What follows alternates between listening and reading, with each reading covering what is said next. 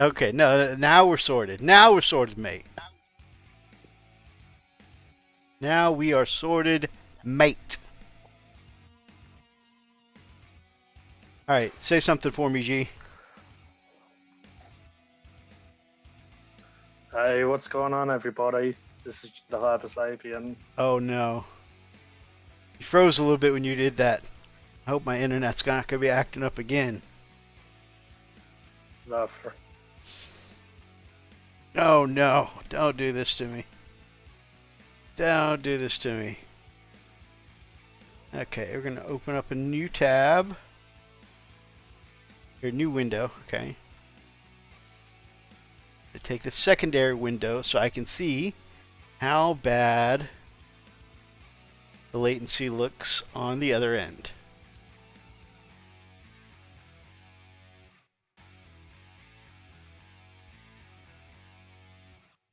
How does it sound, babe? You sound fine. Who got him?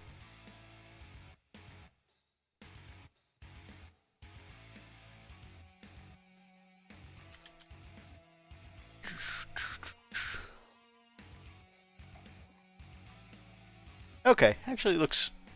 No, there's definitely some latency. I watched you stroke your beard and it just froze with your hand on your face. Oh no.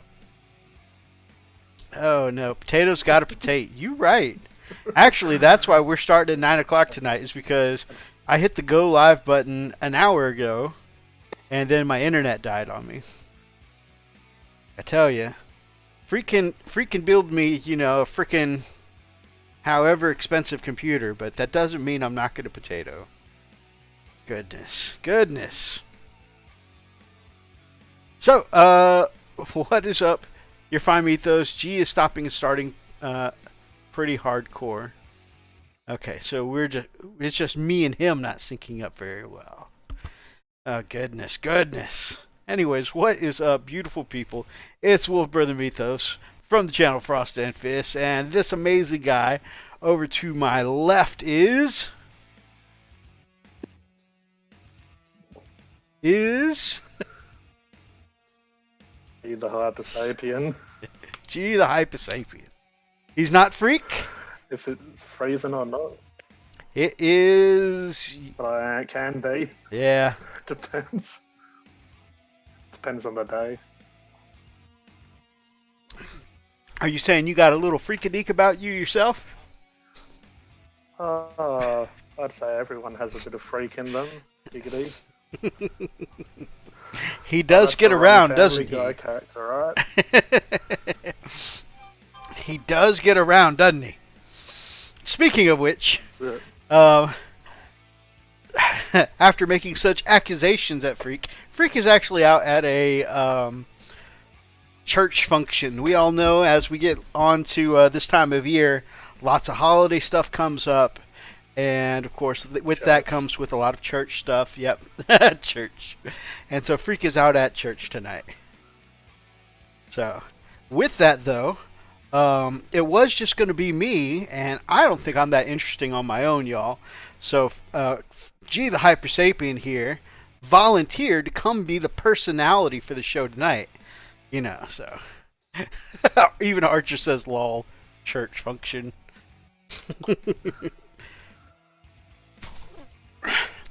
So we are just gonna do. Yeah, so I came to be boring. Huh? So I can make you look more interesting. Came to be boring. No. You got to bring the personality tonight. I can't hold this down by myself. You got to be the star of the show. I came to push buttons. Hellwork says, "What's how?" We don't want to have a tie-in. Huh? What'd you say, G? I was going to say we don't want a Titanic on our hands, do we? Oh, we don't want that. We don't want that. Don't you hate when you put the glue? Church function. Hellworks brought the beer. That's the important man right there. G, I got you to bring the personality. I have Thomas with the beer. And I'm just here hitting the switches. I mean, this is a good night. So yeah, guys, we are just going to do some simple hobby, and it's not going to be the mega show that we do sometimes. It's just going to be we're not going. I mean, we might dabble in some news topics, but it won't be the full news experience. We're just going to talk about some things while we get our hobby on. And with that, what are you guys hobbying on tonight? I know Archer has been experimenting with the airbrush set that Army Painter just released, and apparently it's pretty good. Which is interesting because, much like myself, Archer doesn't really care for their regular paint line. Now, everybody, or at least most people, like the Army Painter washes, sure. But I don't know a whole lot of people that are just all about the Army Painter paint set. But he says the new stuff is legit. And I've seen some of his work. He's making a believer out of me. The airbrush paints. Yeah, apparently their airbrush paints are pretty good. I think their regular paints are just too goopy in pants, but apparently their airbrush paints are pretty legit.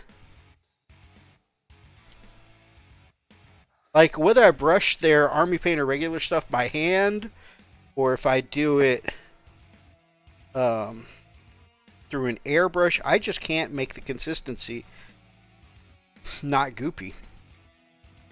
I know they say you got to shake the bejesus out of it, and maybe I just don't have enough bejesus in me. But yeah, I just can't seem to make it work. Yeah, stupid hard to get to mix correctly, exactly. Especially when, you know, and again, I'm sure it's my skill level. Yeah, I'm sure it's not just the product, it's probably my skill level. But I am interested in seeing their contrast line. And I saw Facebook videos recommended me a video that Archer had commented on, Brother Archer there in the chat, where the Army Painter, two guys needed to paint an entire Noise Marine army for a tournament in 4 hours, and they got it done, and it looked good.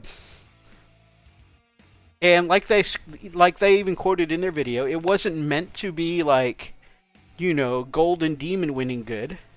But I mean, it looked pretty legit. Yeah, they're speed paints. Was that using their speed paints, their contrast? Yeah, that was... Yeah, I've heard they're meant to be pretty good. And I'm already a fan of contrast.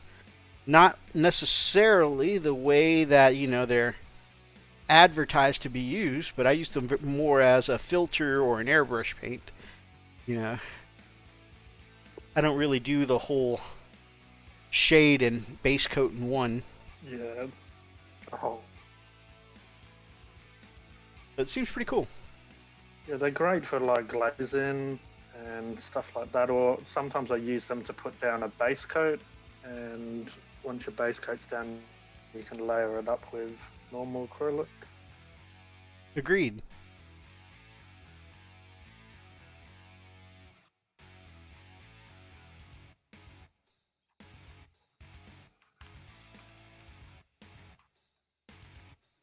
Archer says he's pretty sure that all of it that was painted for that tournament was all their contrast except their rust effects.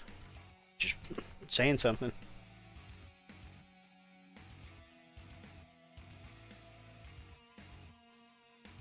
There we go.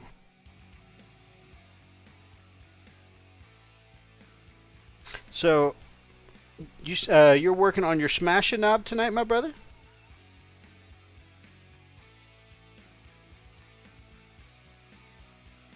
Yeah, I do like my Citadel, but obviously they are a little bit expensive. Yeah, the squig and the knob. Nice.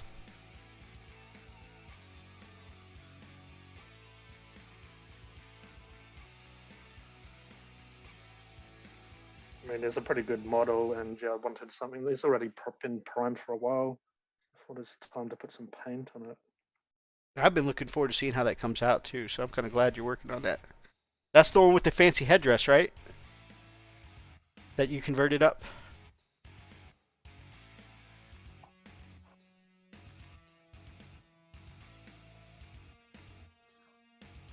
Yeah, so I'm doing red, but trying to do a bit more natural red. So I've got Rhino Oxide, got Doom Ball brown, World Bearers red, which is quite brown, like quite a brown red, then Wazdaka red, Bugman's Glow, just for the underbelly. That's cool. And then I've got a few greens here for the Orc Flash. That sounds pretty awesome. Oh man. I'm trying to... Hey, good to see G the Hypersapien invited on the show. This is G's second time on the show. He's a legend around these parts.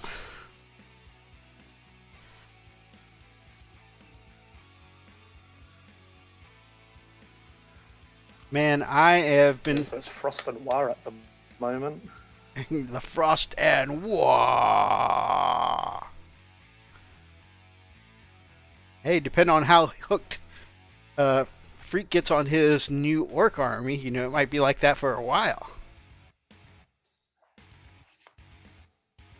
G is in Australia, right? Absolutely. What part of Australia are you in, G? It's a pretty big place, so...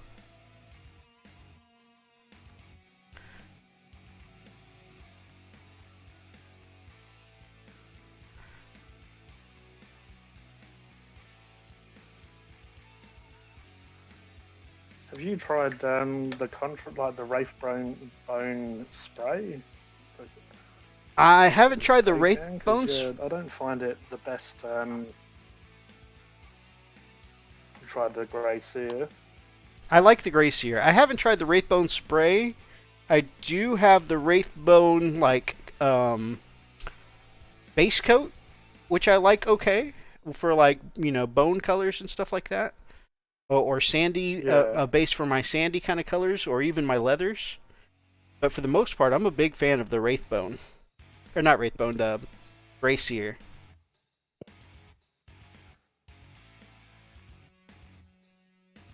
Yeah, I don't know. It seems the paint reacts a little bit differently on this primer.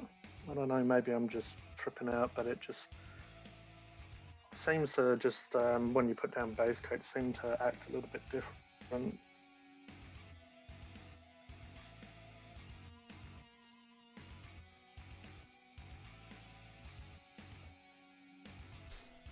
Yeah, I think kind of that was the purpose of them doing the two different tones of the undercoat. Is the way they would react different. And I feel like the Grey Seer gives those contrast colors a much cleaner reaction. The Wraithbone kind of muddles some of the colors for me. I'm not using contrast. Oh, that's fair. Yeah, it's almost like they're built for contrast, because the normal... Well, I'll put down Rhinox Hide and it just almost reacts a little bit like a contrast. Yeah, that makes sense. Plus, on top of that, you're getting kind of those brown tones coming through whatever it is that you're putting on top of it. Yeah, I guess it's sort of transparent, so the Wraithbone's coming through. Might not be used to it, but yeah.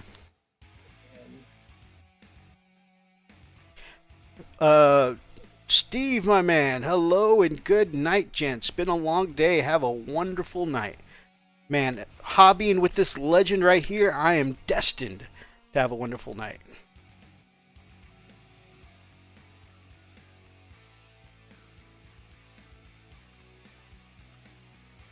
Oh, man.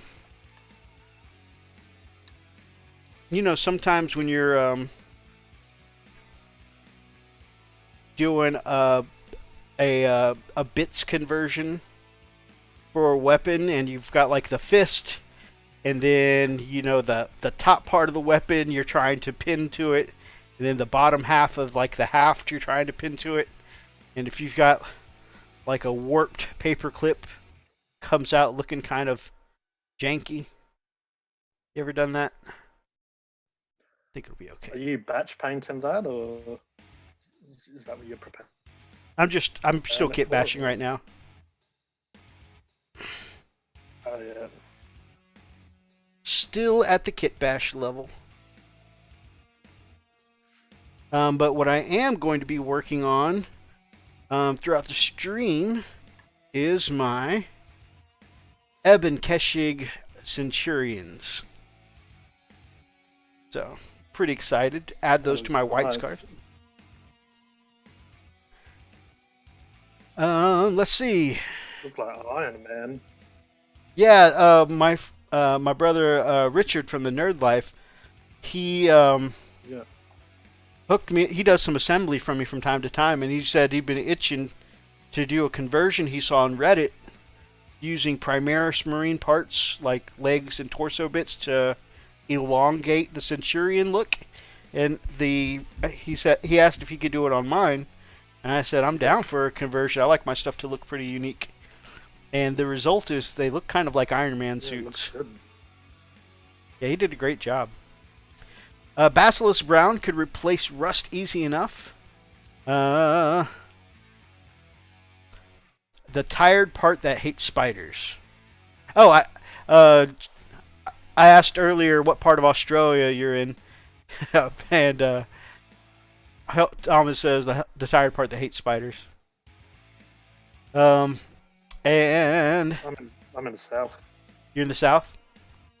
How do you find it in South Australia? Well, I've only been here. I've gone to Queensland and obviously travelled a bit of south. I'm in Adelaide, the main city.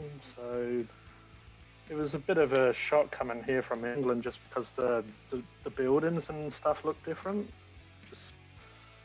I mean, it's a lot more modern these days, but it was kind of old school when I first moved here. But yeah, like a lot of the buildings have gone more modern with the way they look now. So they're sort of catching up to the rest of the world. But it's pretty nice. It's quiet here.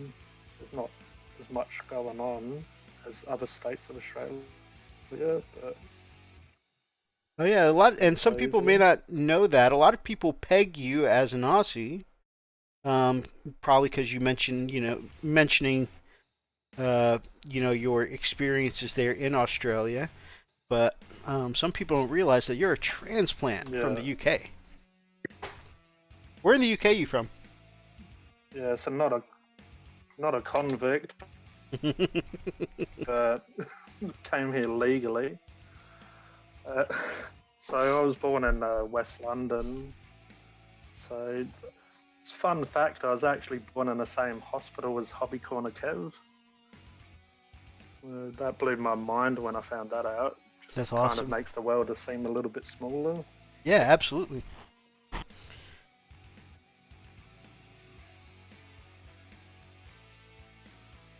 He's a little bit younger than me by a couple of years, so obviously we sort of missed each other, but he does know the area that I grew up in. He's been around that area. He was telling me we used to catch the bus and go to the Warhammer shop when I was little and in England still. So I got into Warhammer when I was still in England. So one of the hobby stores I went to, I was asking him about if it's still there and stuff. The Games Workshop, that is. Mm-hmm. Is it? He said it's still there, but it moved sort of, yeah, it's still there. It's just moved to a different location, but in the same sort of area, just moved store. That's cool. But yeah, that was always fun. It's always a good memory. Me and a friend, we used to jump on the bus, and because I was in Hayes, so we went through Hayes Town, and Uxbridge was where the Games Workshop was. So we used to bus it in and go and spend the day, get some Warhammer, get some Mickey D's or something like that. I remember we used to get a Happy Meal because I guess we didn't have that much money, but we used to ask them to put it in a normal bags just so we felt grown up. Can we get a Happy Meal, but can you put it in the brown bag instead of so we don't have to walk around with a little Happy Meal? That's funny. We felt real adults. I'm a real boy. That's awesome. Yeah. Oh, do you want the toy? Oh yeah, of course. Yeah. Duh. Chuck that in. What do you think we're for?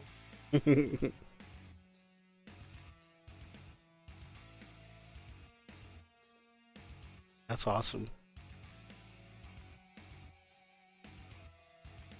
Yeah, we had our separate armies, but we both sort of, and even his mum got involved. We used to sort of both collect Skaven together. So we'd grab some Skaven just so we could sort of paint and put together an army. And his mum used to buy some of the bigger stuff and paint it and sort of give it to us. That's pretty cool. How old were you when you moved?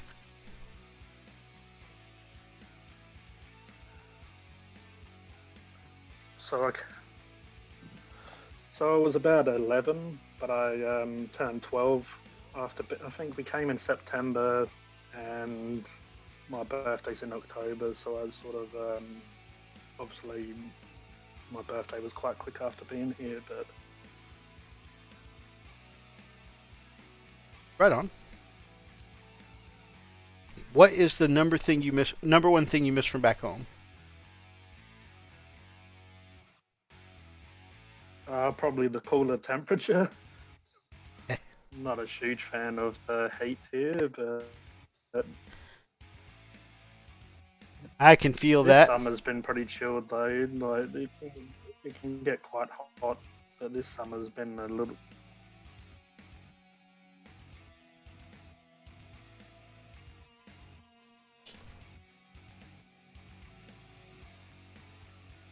I mean, I'm the type of guy that in winter I'll still be wearing a singlet, like a vest or whatever. Same. So I don't really feel the colds that much. Same. And I Constantly, don't mind warm, like it being warm. constantly warring with the missus about the AC or the heat being on in the winter. Super hot and humid.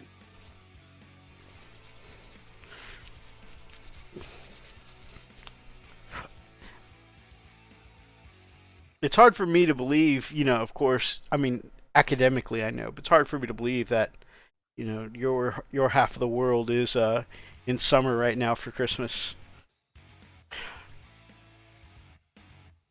Of course, Hellworks is right. It's 80 degrees here in December today. Mother Nature needs to get back on her beds. Yeah, this is the only place I've ever lived where I'll literally sweat my BLZ off on Christmas Day.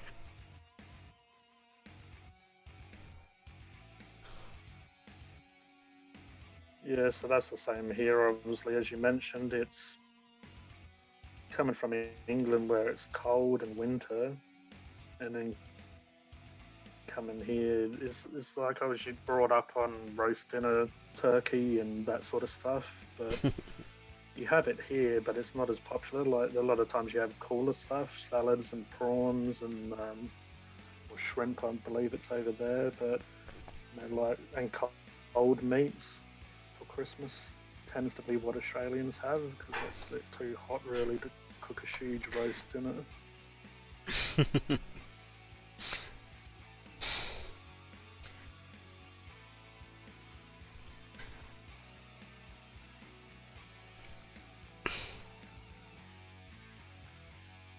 Oh, thank the light.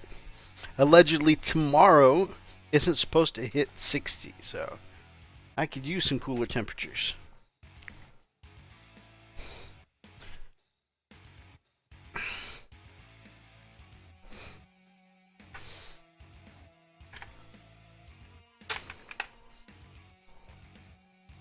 So, G, my man, you doing anything special over the holiday? Just catching up with family because basically we don't have much family here. Most of our family's in England. So we have obviously my siblings, and that sort of stuff. So just seeing them. One of my brothers lives in a different state, so I don't get to see him, but I'll see my sister and her boyfriend, and he has a kid, and then I'll see my younger brother, and he has a child, and so I'm probably spending Christmas Eve with my sister, Christmas Day with my parents, and then Boxing Day with my younger brother. Right on. And my younger brother's into Warhammer, so Sounds so enthused. might paint or play a game. A game of what?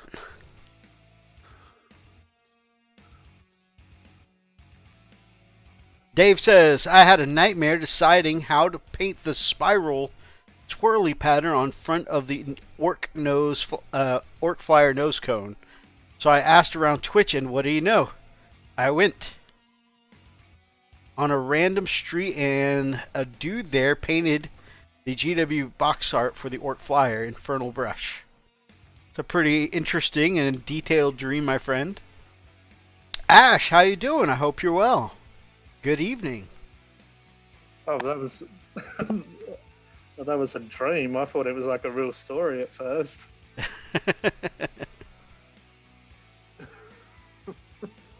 Oh, random stream. Okay. I went on a random street. Got you. Yeah, I thought he was just walking around and just come across a dude. He opens his trench coat, and there's like rows of paint. Like, hey, you want to buy a paint job? Oh no, it's a real story. Okay, so you had a nightmare, but then the real part is you went around Twitch and found a random stream, and they were painting the box art for the orc flyer. Nice. Infernal Brush is the name of the streamer.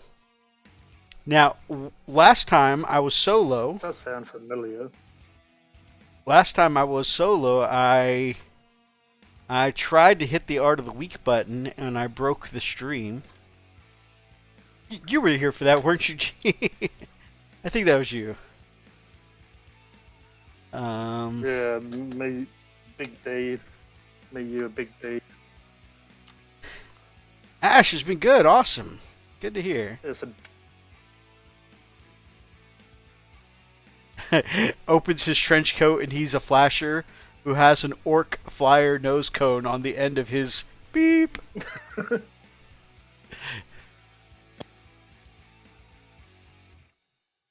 That's what I call them, knobs.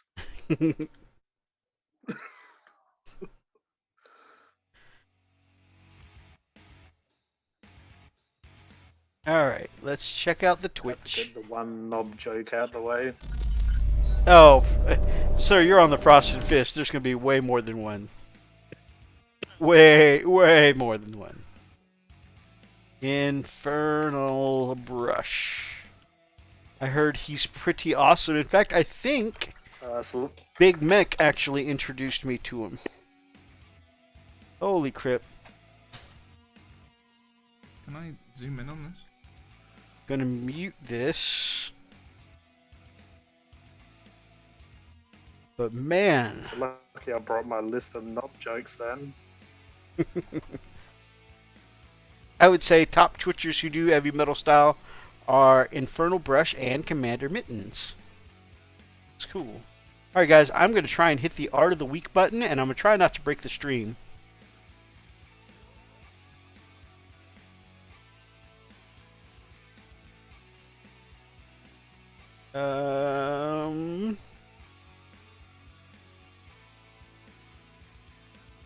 So it turns out Doomball Brown looks pretty amazing on a Smasha Squig. Alright, so check out Infernal Brush here, as recommended by Dave. And you can see he's got some sick orc skin tones there. Look how beautiful that is. Oh, I skipped around too much. There we go. Look at those skin tones. Holy crap. I mean, So Infernal Brush is who I'm thinking of. Do you know when the Beast Snagger, the boy, came out, the first boy they released, I believe he painted that That's awesome. for the actual Games Workshop. Beast Naga Blue. I could see I it. believe he's got a YouTube channel.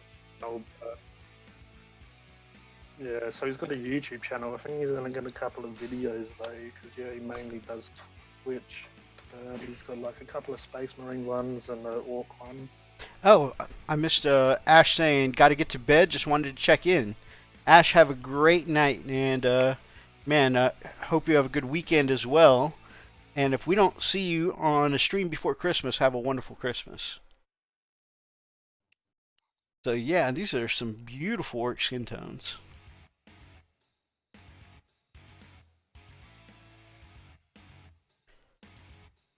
He's doing a on the stream I'm looking at. He's doing one of the original second edition Goths. It looks awesome,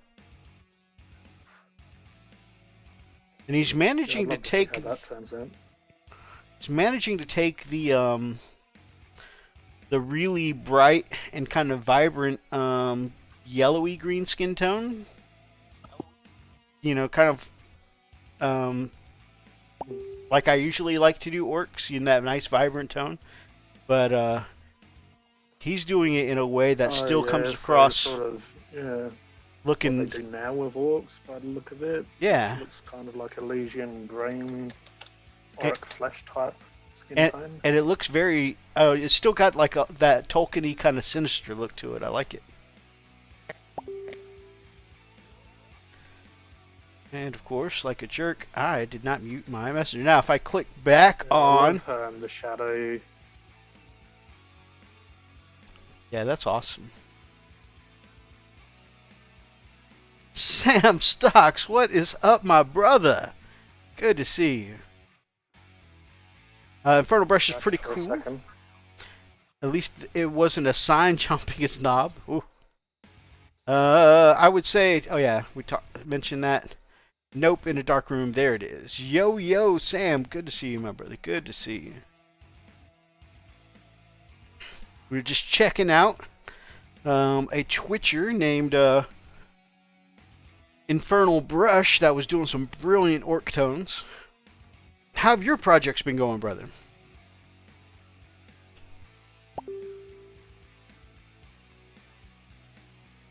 Also, we've got a guest on tonight. Of course, anytime I'm building a convert, I'm always guaranteed to drop a part. We've got on G the Hypersapien. And how much content have you put out for G the Hypersapien lately, my man? I have to admit, man, I have been like just hooked on your Funkin' Hungry channel, and I haven't checked on the G the Hypersapien page in a while.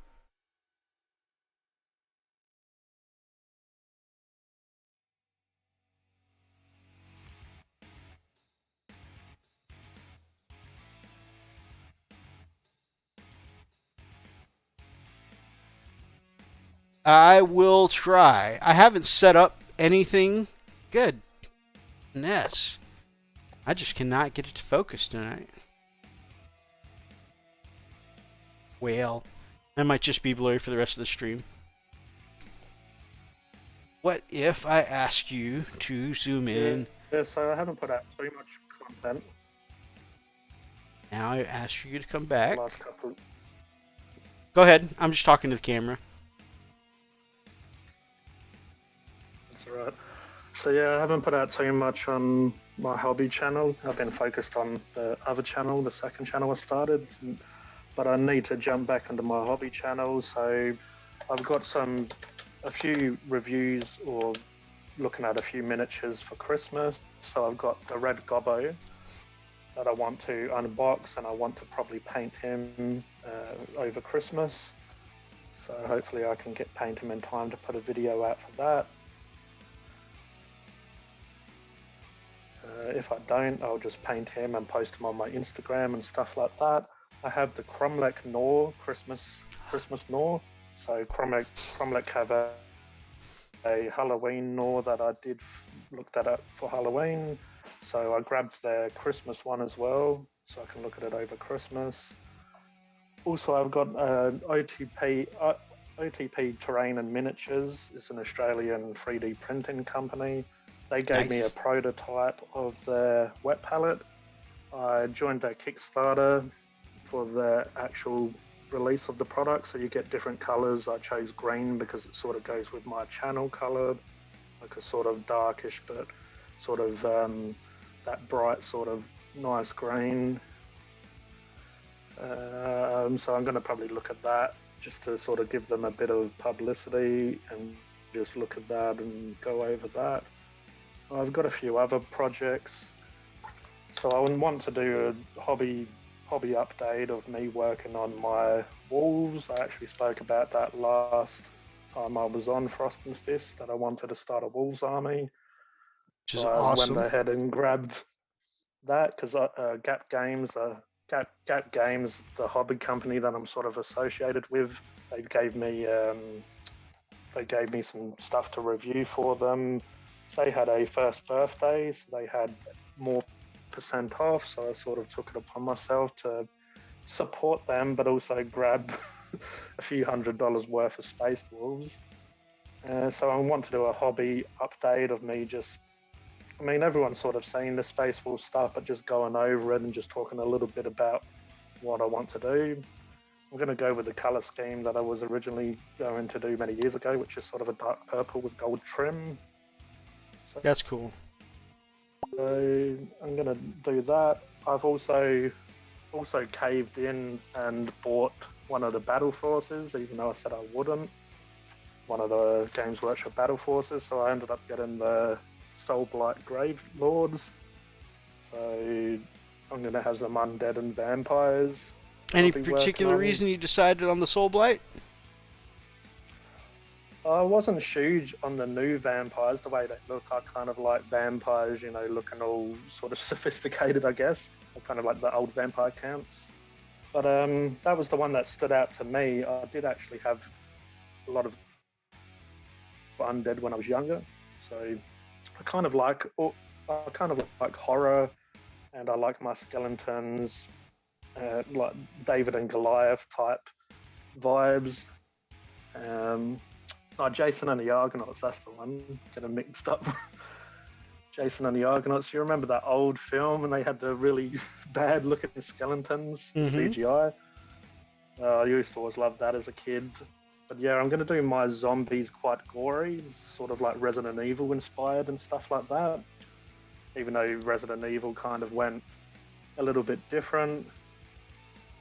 They obviously started mutating their stuff quite heavily.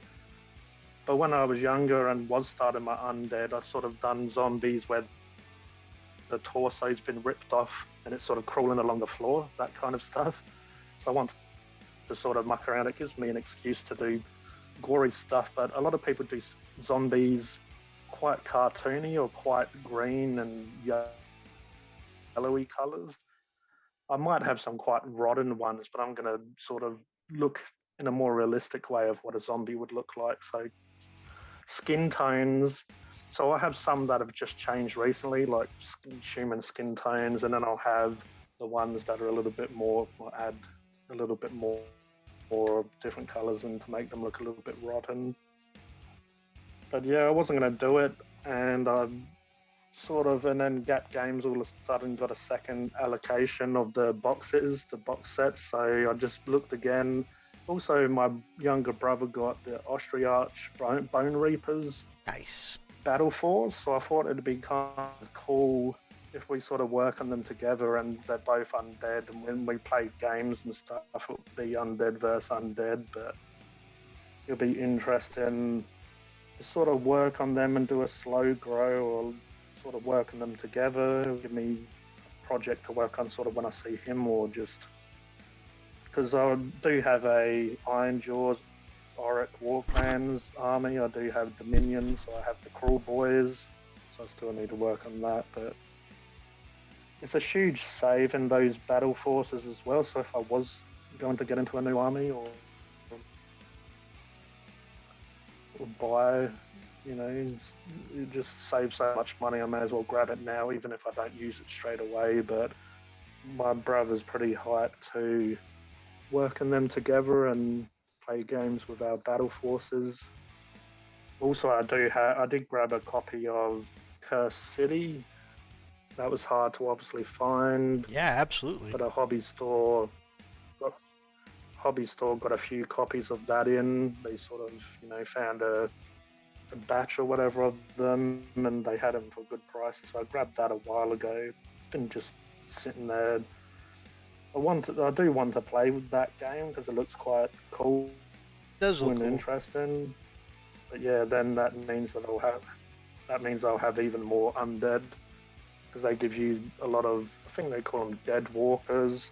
So they basically have zombies and skeletons and that and other stuff that I can use for my Soul Blight army, vampires and characters. So without even trying, I've got quite a big amount of undead. Nice. So yeah, obviously I'm working on my orc still, working on my Auric war clans, I'll be working on my space wolves, and then I've got some soul blight, and I even have some chaos that I started building and putting together for a slow grow, but I didn't end up, because I don't drive, I didn't end up being able to go and play games and stuff with it, so they kind of got put to the side. But I do have Slaves to Darkness for Age of Sigmar. I actually have the Archaon Everchosen still in box that I bought, but it's still sitting in his box. Got quite a bit going on there. Surprise quiz for G. What class is best on Diablo? Barbarian for sure. Sam is also playing a barbarian.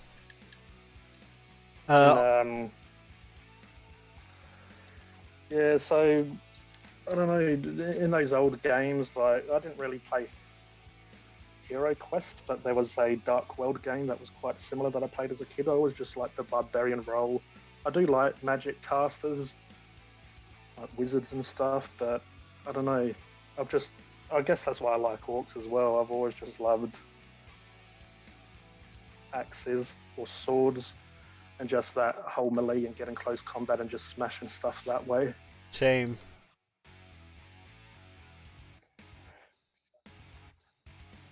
That has always been my favorite way to play games too.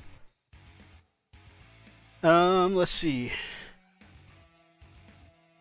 Australia I played Diablo 2 recently, and go ahead.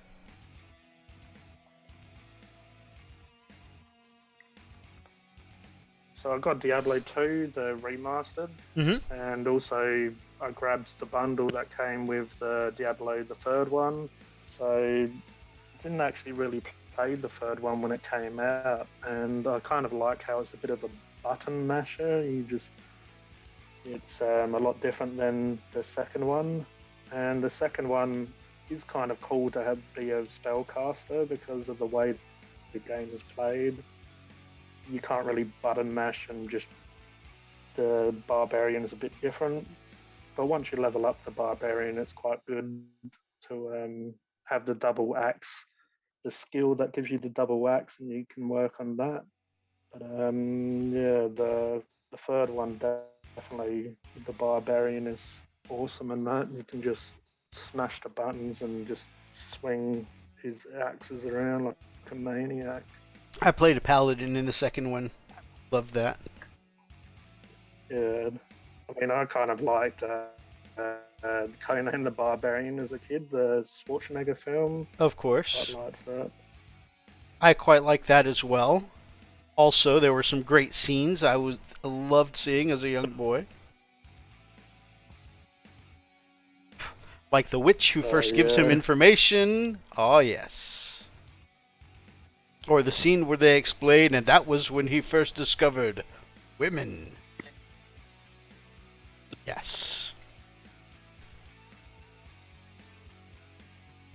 Young Mythos loved Most Conan the young Barbarian. boys, I believe, like that sort of stuff.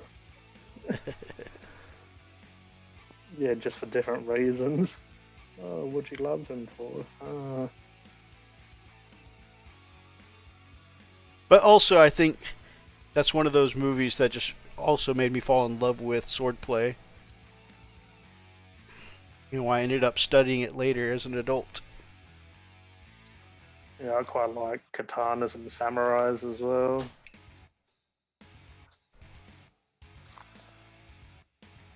Absolutely. Definitely love my swords and axes. Let's see. I'm with G on this one. I like my vampire lords to look like aristocrats and not like man-bats. Dave, ever watched Seraph of the End, Vampire Reign? It's really good vampires.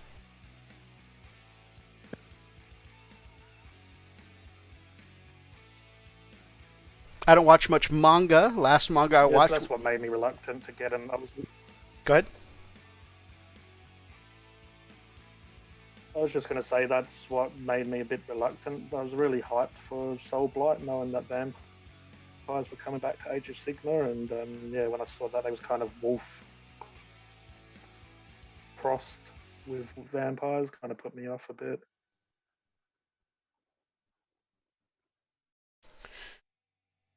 Dave doesn't watch much manga. Last he watched was Berserk and Lotus War. I haven't seen Lotus War. I always intended to because I heard it was so good, but I love Berserk.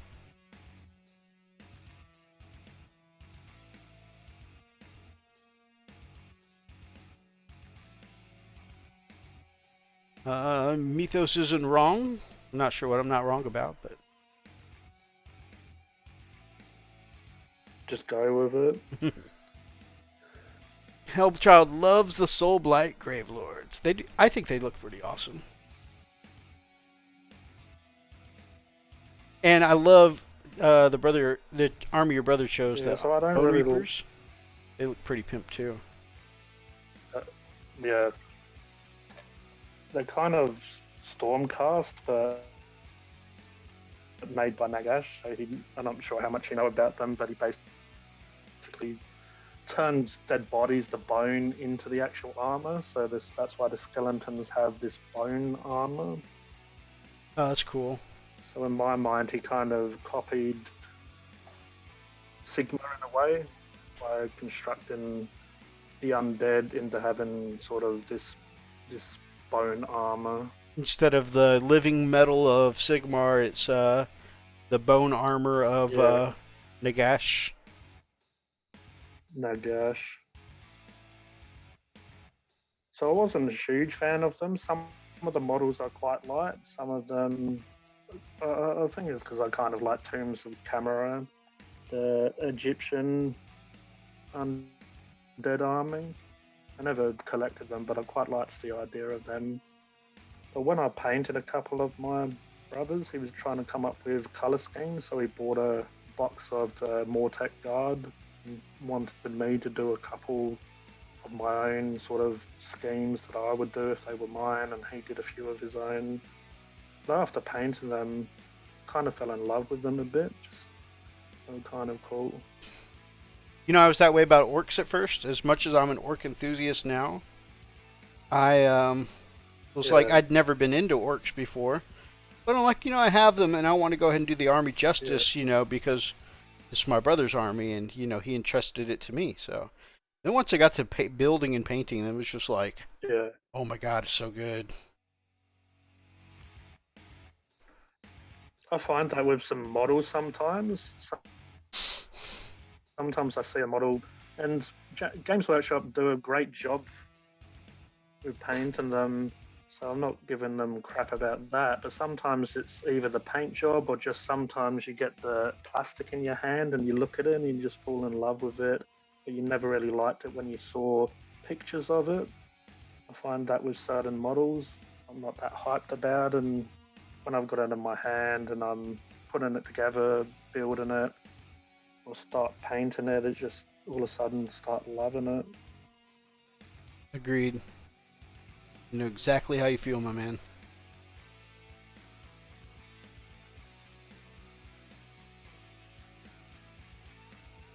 Even with the Smasha Squig, I liked it before, but painting it, you just really see the detail come into life as you add more and more layers and paint. The face of the Smasha Squig, as I said, I liked the likes the way Games Workshop done it and art, but you really see the detail, and it might be because of this dark reddish brown that I'm doing. Just kind of looks a bit different, and kind of like that sometimes when you've got an idea in your head and it comes to life. Really, like you don't know if it's going to work or not, or if you're going to enjoy it or like it once it's done. But I've done Doomball brown and put in World Bearers red, which is actually quite a brown red.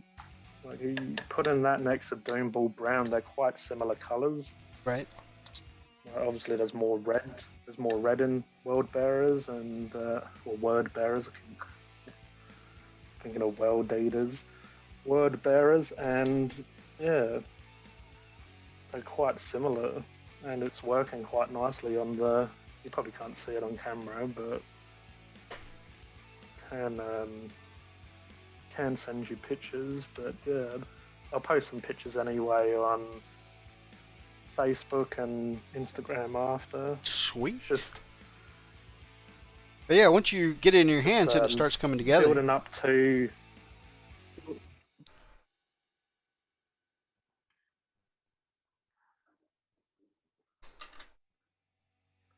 I think another thing people underestimate is even when you see a really great paint job, it may not necessarily inspire you at first because it's not done in your style, you know? It might be brilliant, but it's not like you would do, right? But when you actually get it in your hands and you see what you can do with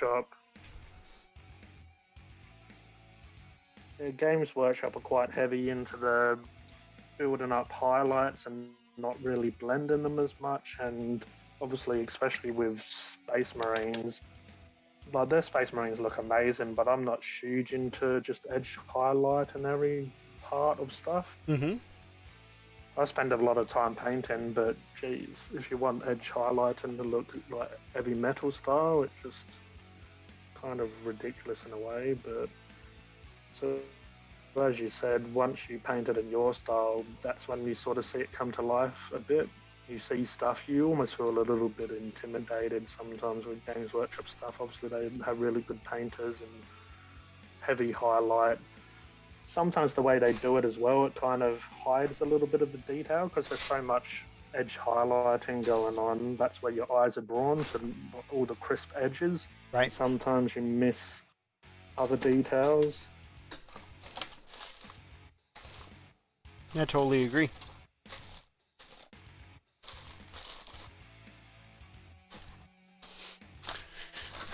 So, G, did you ever play the old Space Marine video game?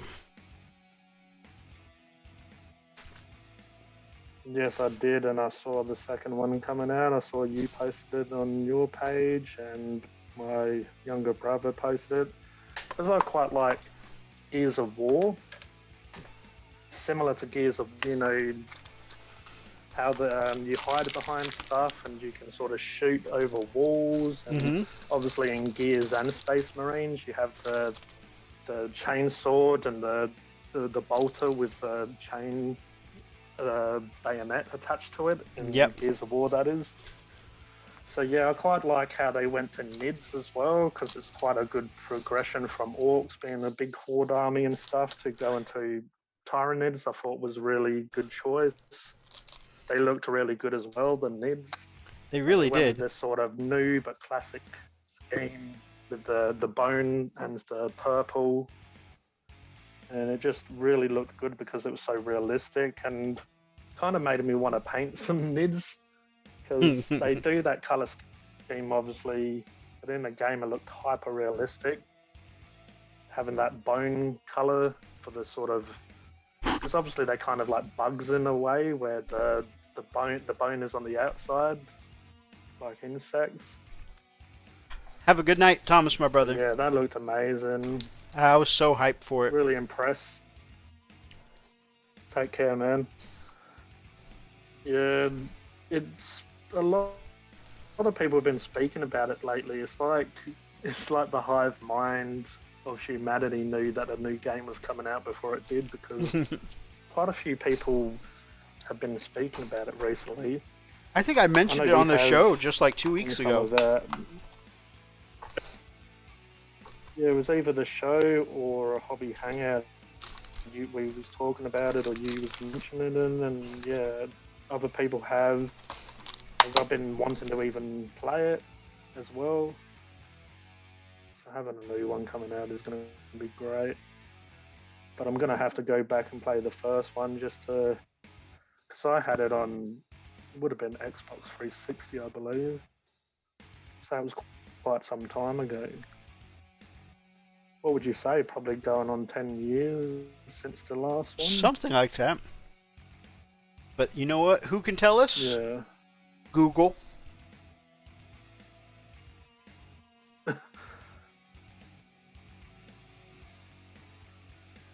I definitely loved it when it came out. I mean, loving Warhammer. Exactly 10 years ago, September 2011. The orcs, but so I do love my orcs, but I do like my marines as well. I mean, growing up, who doesn't want to sort of be a marine in a way? Yeah. Having all that strength and just honor and stuff like that. You kind of want to save humanity. As I say, I'm a huge orc fan, but I mean, who doesn't want to be the hero? Sometimes it's fun to be the villain, but you kind of want to be the hero. So Space Marines was perfect for that. You felt like you was saving the humanity, and you was the Marine that did it all in a way, and just shows how powerful one is by taking on obviously hordes. But when I saw the gameplay looked really good. It looked quite similar to the last one, but I really loved the video showing the Marines, the way the Marines looked with the armor that had little chips and stuff in it. And it looked like Primaris armor, One thing I did... Yeah. Oh, they looked... Because they didn't look as stubby, they looked quite long. I like the Primaris armor, it definitely is an improvement. I agree. One thing I did find kind of amusing was how small the packs on their back are. This huge dude, and they got these little tiny packs on them. I didn't notice. notice. Obviously how Warhammer is, but it just amused me seeing it that way. Because the miniatures are kind of... The miniatures you don't really... It doesn't stand out as much. On the video game, you kind of like... just kind of looked funny.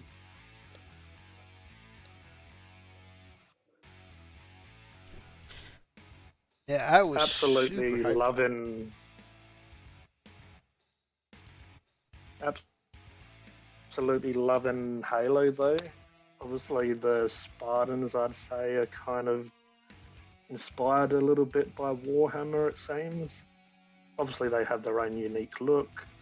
And Halo seems to have taken from a few franchises. I guess it's hard not to do that when there's some really... But to me, it's kind of Star Wars inspired as well. In a way, having the way it's just built. Yeah, the Master Chief and the way they did Spartans in Halo are really cool. I agree. It always gave me a bit of a Warhammer vibe.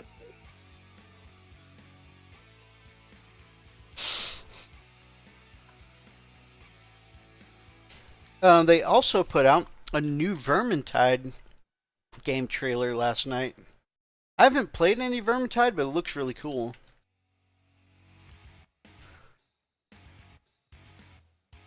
Yeah, I played some of that and it is really cool.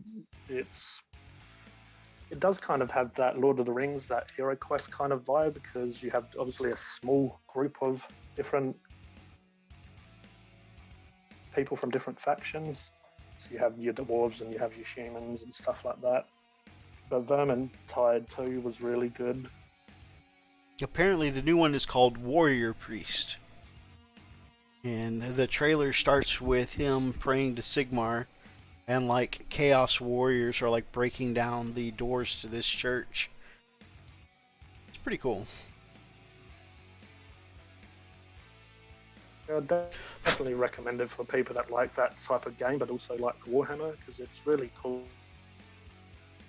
to just, you feel like you're thrown into that universe, just having so much, or having either as Chaos or Skaven, just.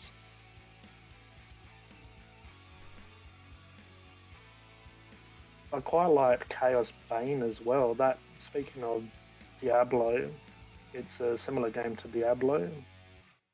It's Chaos Bane.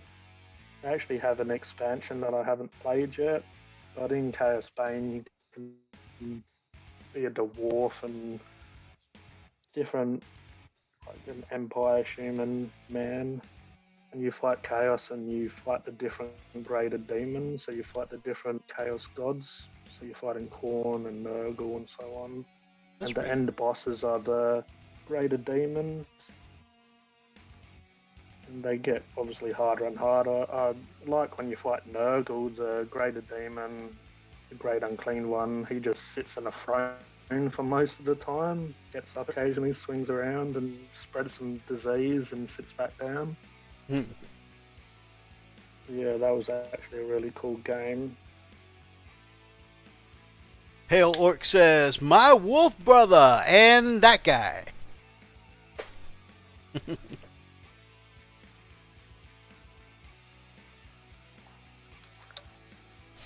What's up, Pale, my man? Don't know why he doesn't get along with me, but some sort of feud there for some reason. Must be because I'm the better looking person from Australia out of the two of us.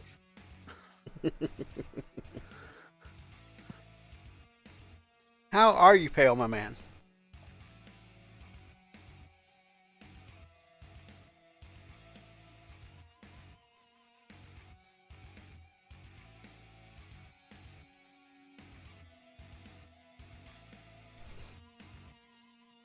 Having to stop the painting process to do just a tiny bit of gap filling with some green stuff, because some of these Primaris parts don't fit completely fleshly with the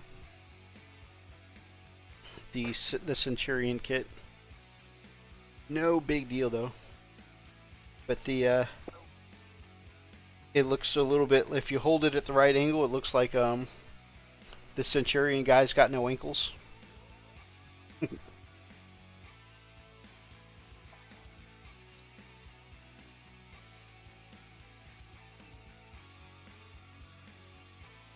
Yes, I did catch the victory point counter, man. It looks awesome.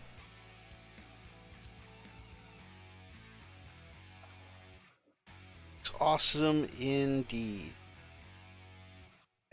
As always, I am a big fan of Pale Orcs 3D printing designs.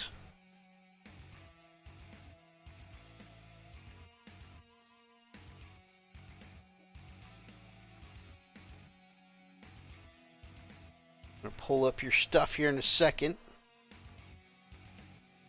But I own a Death Tread, and I definitely want to get a bunch of Pale Orcs grot tanks for my army. And I told Freak whenever he's ready to fire that printer back up, I will pay him to print some of these grot tanks for me. Let me just see. It's Death Tread. Pale Orc.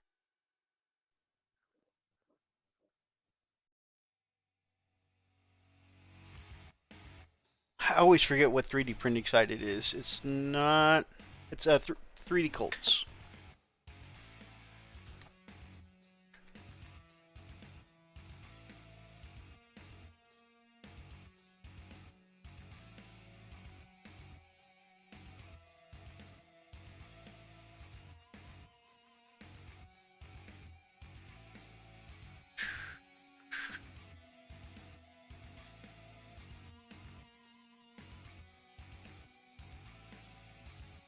All right.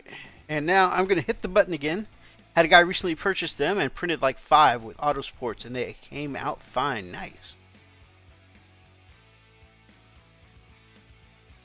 So, like I said, I'm a big fan of Pale Orc's designs, and you can find them here on Colts 3D. First, I'm going to show them to you, and then I'll pop the link in. I love when I do it and it doesn't break stuff. I probably should knock on wood. Alright, so we got some of his mech guns. Looking sexy. Some of his looted Tau drones. Measuring tools. We got the Grot tanks. Love the Grot tanks.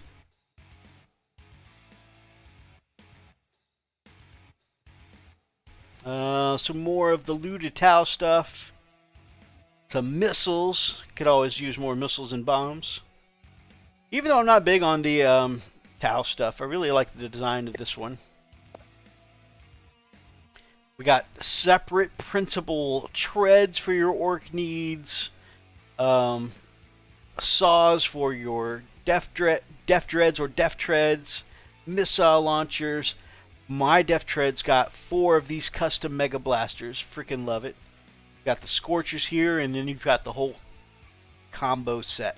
Look how cheap. You can get the whole def tread and all of its weapons for $350. Seriously. That's awesome stuff. $350. How could you not get something that cool for your orc army?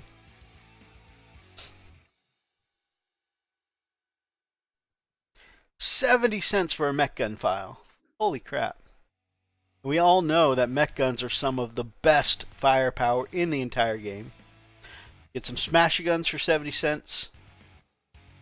Custom mega cannon for 70 cents. I mean, energy cannon. Cool stuff.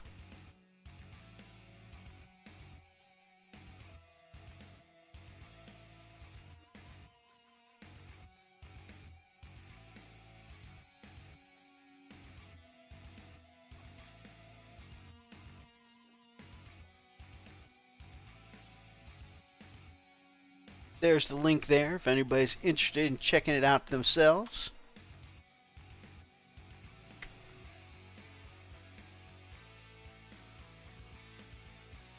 And I'm instantly out of focus again.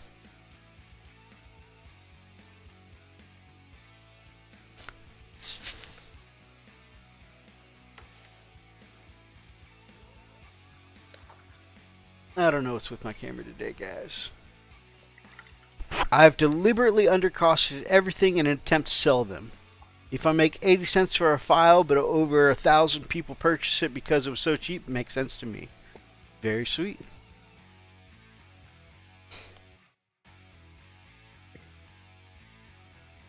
Alright, so the sergeant has ankles now. That's cool.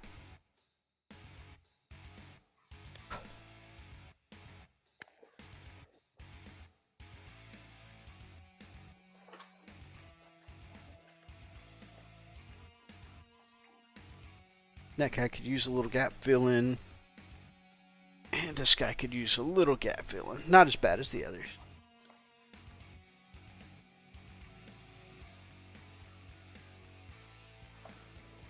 This crazy thing is that I've only noticed these gaps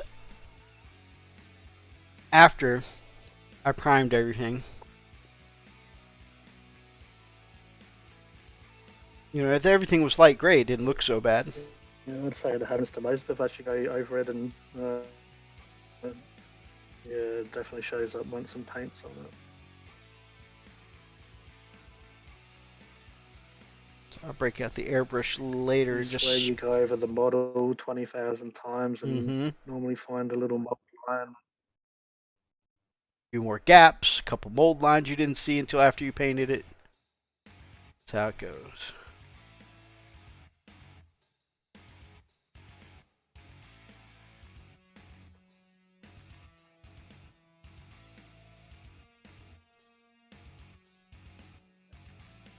Definitely plays with this color palette that I chose.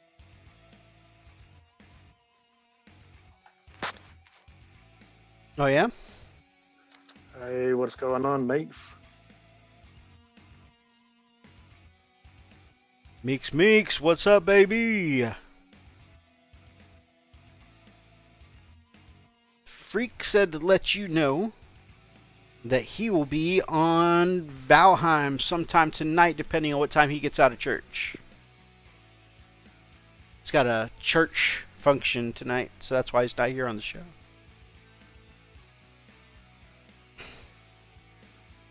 I think it's got to do with his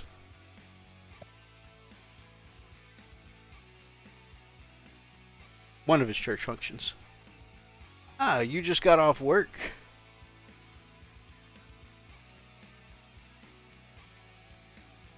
I didn't know you'd got another gig.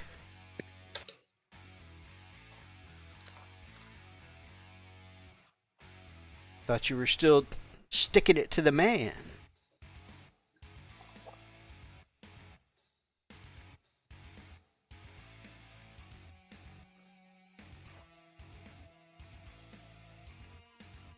Well, congrats, my brother. Congrats. Yeah, so the Bugman's Glow works really well over the Word Bearer's Red Doomball Brown combination. It just, when colours blend together so well with just a really close transition into dark to light, it almost takes away a lot of the work. Yeah, makes for an easy blend.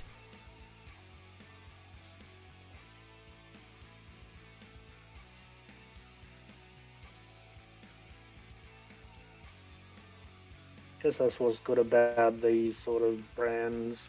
You know, a lot of them do it. Army Painter, Citadel, and stuff. They have really close colours. What you almost wonder, why am I buying a colour that's so close to another one? But then when you paint with them, and makes life easier that you don't have to really do much, but just put them on a palette and just Freak and I used to have that go discussion. from one to the next, really. Freak and I used to have the discussion so much.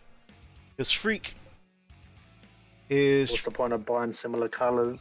Yeah, he's the, if they're that similar, he'll just mix his own colors. Which I say is great, but I just like the convenience of having the colors ready to go and easy to blend, you know? I'm more likely to try and do a skillful job blending the colors. And I'm being honest here, I'm not, I don't mean to sound like I'm taking the cheap or easy way out. I don't mean to sound like I paint like a pleb, but I paint like a pleb. So, yeah, if I can take the easy way out to get my blends down, I'm more likely to take the time to do it. You know what I mean? And plus, Yeah, as takes away some of the fear. yeah, it takes away the fear, and you get more consistent. Well, I mean, like Freak does it so often. I'm sure he gets the same. He color matches pretty easily.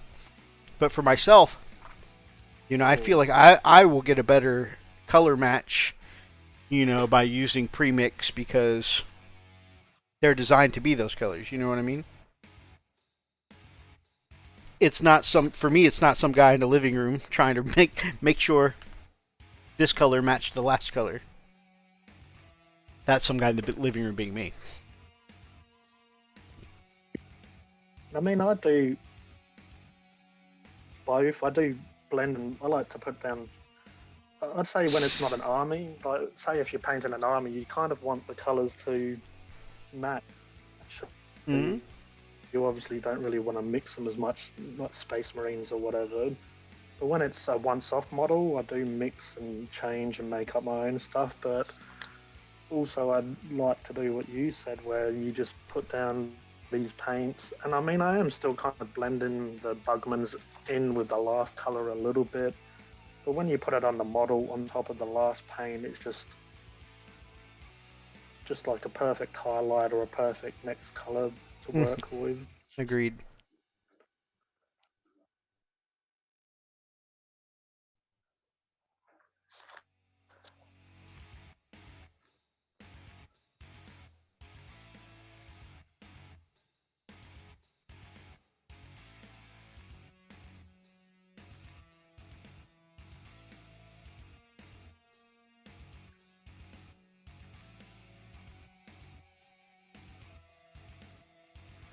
Man, when I said I was going to work on Happy freaking Friday, X-Gear, my man. When I said I was going to be working on my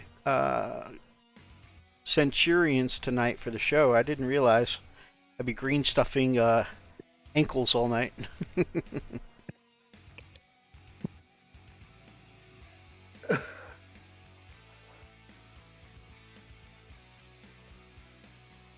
Yeah, I was gonna build, but then so I guess there's a lot more chill just to chat and paint. Don't have to worry as much, but have been really keen to start some of those wolves.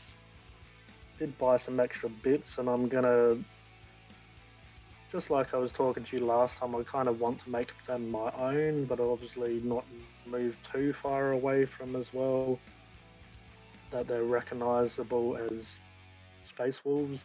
Right. I do have a few little chaos bits and pieces that I want to add. I might put some chains around their legs. I'll buy some cheap chain, maybe put some that, maybe add some studs and some skulls here and there and stuff. That's cool. Yeah, sometimes I kind of want to go with the. Yeah, go on. I was just going to say, sometimes getting those little cheap chains from like the dollar store or whatever can definitely add to the look of your stuff. Yeah, I was going to go with the whole Native American sort of vibe, because obviously they use wolves quite a lot in their symbology, but not really. I'd sort of have to add some feathers and some mohawks and that sort of stuff, and so instead I'm probably going to go with, I've got a few Chaos Havoc heads. They don't necessarily look very Chaos-like, they just have a lot more technology on them. I thought that would go well with the idea of my night wolves hunting in night. Oh, that's cool. Kind of have that added technology, where it kind of looks like they have cybernetic, or even more cybernetic eyes. And I quite like my top knot, so I did grab a Chaos head that had a top knot that I might use as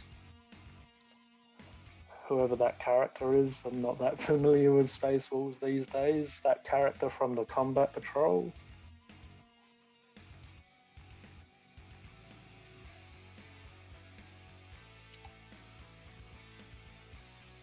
Which one? You know that dude? Oh, I've got the box here. Yeah. Haldor So Ice Pelt? The lieutenant. Oh yeah, Yeah, Haldor Ice Pelt. Well, he looks.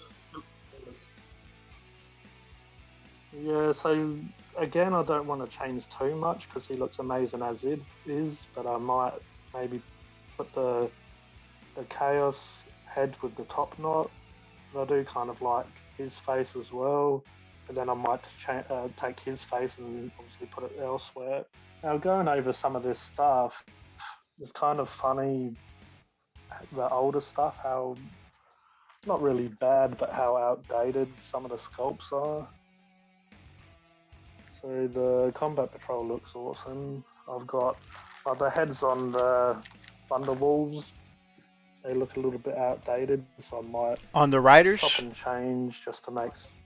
Yeah, the riders. yeah. The wolves still look good. I feel the wolves are pretty good, but and then just looking at some of the other range, so yeah, I'll be chopping and changing some of the stuff just so it's a little bit more modern.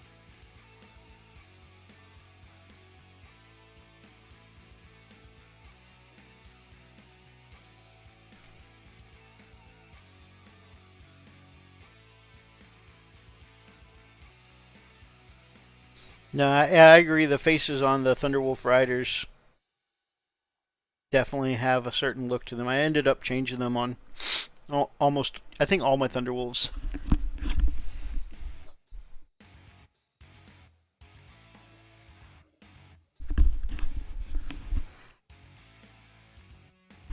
Yeah, so I quite like faces. Helmets are good, but I quite like painting faces and stuff like that. And I feel it just brings a lot more. It just makes them a little bit more unique. And yeah, I'll put on helmets if I have to, if I don't like the way they look. But that's why I did buy some extra bits and pieces. I might even grab some other heads and stuff if I want to add them to old stuff that's a little bit outdated. I've only recently become confident enough to feel like, you know, I'm okay at putting faces on my models. And I'd like to emphasize okay. I definitely don't feel like I'm great with faces, but I feel like they come across well enough. Some of them, like I'm really proud of the face I did on that White Scars Blade Guard I did. But yeah, I just am slowly adding more faces to my armies because, you know, I've got some that I'm really proud of, and then I've got some like this one of my sisters of battle models. It's just like, oh my god, what did I do to this poor woman's face?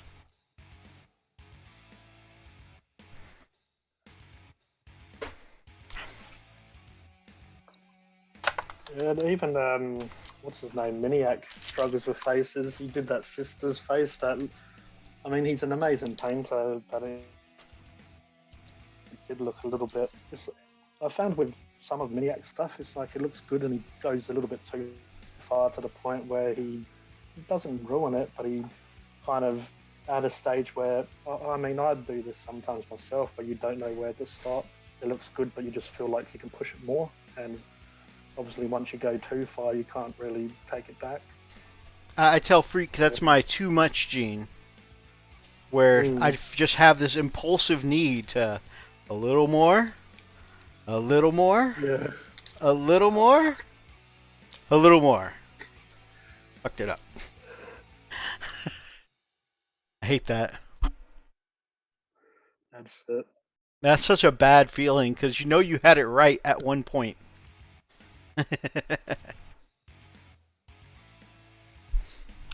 I think that stresses me out more than anything is when I have it right and then I mess it up. Well, the stressful part is when do I stop? So do I do a little bit more?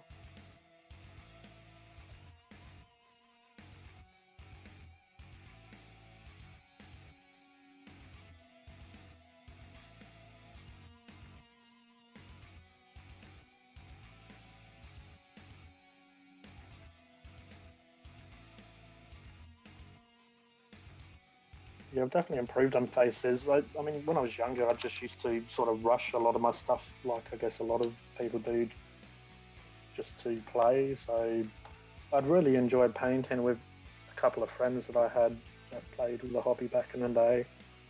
But a lot of time, you know, I look back at some of the old stuff and you can see it's base coated, throw a wash over it, and maybe add a couple of details, and it's good. These days I try and push myself a little bit more because I've always loved art and always loved painting and just being creative, so I try to advance and push those skills. You know, I'm the other way. I was convinced I didn't have any artistic talent, which kind of made me mad because, like, my mom can draw phenomenally well. She used to draw because my dad would let me have comic books. My mom used to draw me Super Friends comics. So my mom can draw phenomenally. That is awesome. My brother can sing and play piano, and I thought, I guess I just don't get an artistic talent. And then when around 30, I discovered, you know, this hobby, and I was afraid of painting at first. And so I just did a simplistic two-tone color scheme, black and silver. And then I just started doing a little more and a little more and a little more, and now I freaking love painting. Assembly is the delay to get to painting now. When I got back into the hobby recently and had Conquest, if you look back at some of those first, I mean, I was still trying to use brush on primer, and I was trying to be, I guess, cheap around it or just do it as for fun. But then that sort of OCD type nature took over where I wasn't happy with it, so I needed to get some better prime and materials like spray cans or whatever, and better brushes and whatnot. And yeah, it did take a while to collect all new tools and new paints. It took a lot of money and obviously a lot of time, but I'm at a place where I'm quite happy with now, and it's definitely improved having the better materials and then pushing myself with the actual skill or the painting side of stuff. Like I was quite happy with the Ragnar face I did. So I spent a little bit of time. It's just as well with faces being so small, it's just learning to not have much on your brush, and then obviously you have to kind of learn and adapt to having such a small brush because you kind of need to really obviously having these broken toe brushes. They're quite nice pointed. You can use a bigger one because they have a really good point and it doesn't split so easy. Right. Obviously, if you're using like a Citadel brush, they can split apart quite easily. Or obviously, if you're using more Have you ever gotten so used to it you've learned to paint around the janky brushes? Are okay, but yeah, you definitely, and that's probably I guess why brush licking comes into it, because you sort of always trying to keep it at that point. I mean, I'm still doing it with this broken toad, this size 2 I've got. But I mean, it's kind of keeping the point, but you just do it just so it keeps that point even more. I had this one artist brush that I picked up from a painter store before I learned there was a difference between a hobby painting brush and a canvas painting brush. And so I used to go to an artist supply store and get these like good brushes for canvas. And because I paid good money for a nice, artist grade brush, I was determined to make it work, right? And so I do the brush licking to put the point on it, but even after I put the point on it, it still had like this hook to it. And so I kind of just got to the point where I just knew where to aim the hook, to get the lines and stuff that I needed. That's it. You have it on a weird angle. Well, why are you painting like that? Because you're trying to go with the hook. Yep.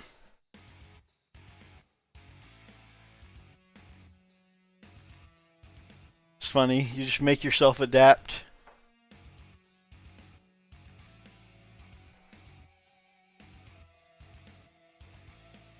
I kind of beaten these broken toad brushes quite a lot because it just got to the point where I used them quite a lot, and they're still really nice and pointy, and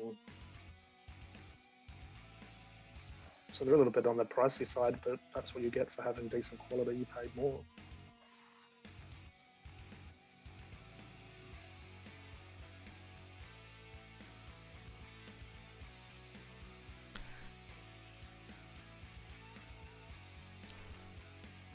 All right. Another transplant question. And I know I slam you with these all the times, but just because I'm genuinely interested, and someday I'd like to be a transplant myself. Not to Australia, but Because of the spiders. Huh? Is that because of the spiders? Yes. But also because you guys just really have trouble getting GW stuff without paying an arm and a leg. But mostly the spiders. That's why you go to Gap Games. Gap Games has 21% off Games Workshop. I mean, it's still probably expensive, but for over here, that's amazing. And I've spoke to Brett, who runs Gap Games, a few times. He actually recently sent me. He has his own coins for objective markers, and he sent some to me for free, so I might do a little video for him just to help plug them. Oh, that'd be great. So I've got them here. They're quite heavy as well. So they're basically coins, quite heavy. They're not just going to break on you, and they've got numbers underneath them. That's pretty cool. So obviously, how many are there? Like 6 or whatever. So they're have the Roman numerals on the back, so the V for the 5 and stuff like that, and the 1 and the 2. But yeah, they're really nice, and he didn't even tell me. I knew they were coming because I got an order from Gap Games, and I haven't ordered I order stuff quite a lot, but you know when there's stuff coming a lot. And yeah, I got a Oz Post update that I had stuff coming, and yeah, I didn't know what it was. And then when they came, I sent them a message saying I appreciate them sending them for me. So I'll probably do a little video on them. Obviously, they're nothing too outstanding, as in it's just their coins, but do a small few-minute video just plugging them for them. Yeah, yeah, they're a great company. I think that'd be great to do. All right. Green stuffing is done.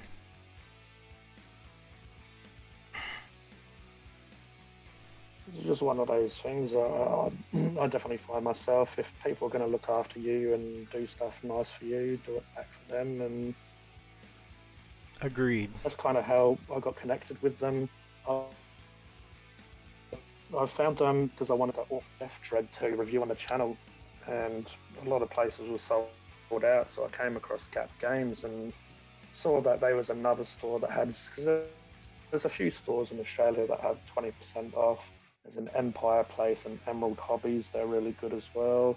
But Brett from Gap Games sent me a message because I bought some aerosol cans, some spray primer.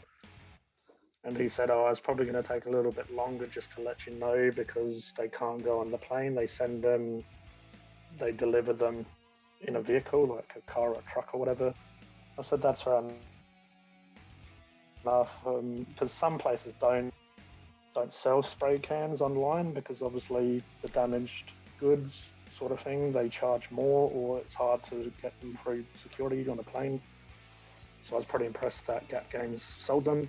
Yeah, he said that, and I said, that's no problem. I'll probably do a small little video for you, just plug in your hobby shop, because I know it was a niche store and it was quite small. And yeah, he really appreciated it. And then when I did the video, I said to him it was out, and he really loved that I obviously plugged him and that sort of stuff, and really enjoyed the video, and we sort of built that friendship or relationship from that. That's pretty awesome. So he looks at me as one of his sort of valued customers, and sometimes when he had the 1 year birthday, he had, I think it was 26% off Warhammer. He let me know the day before that it was happening, just obviously so I had that heads up and knew that the next day that sale was going on. Yeah, he's an awesome guy, and as I mentioned, if people are nice and help me out in any way, I'll do anything I can to sort of pay that back. That's really cool, my man.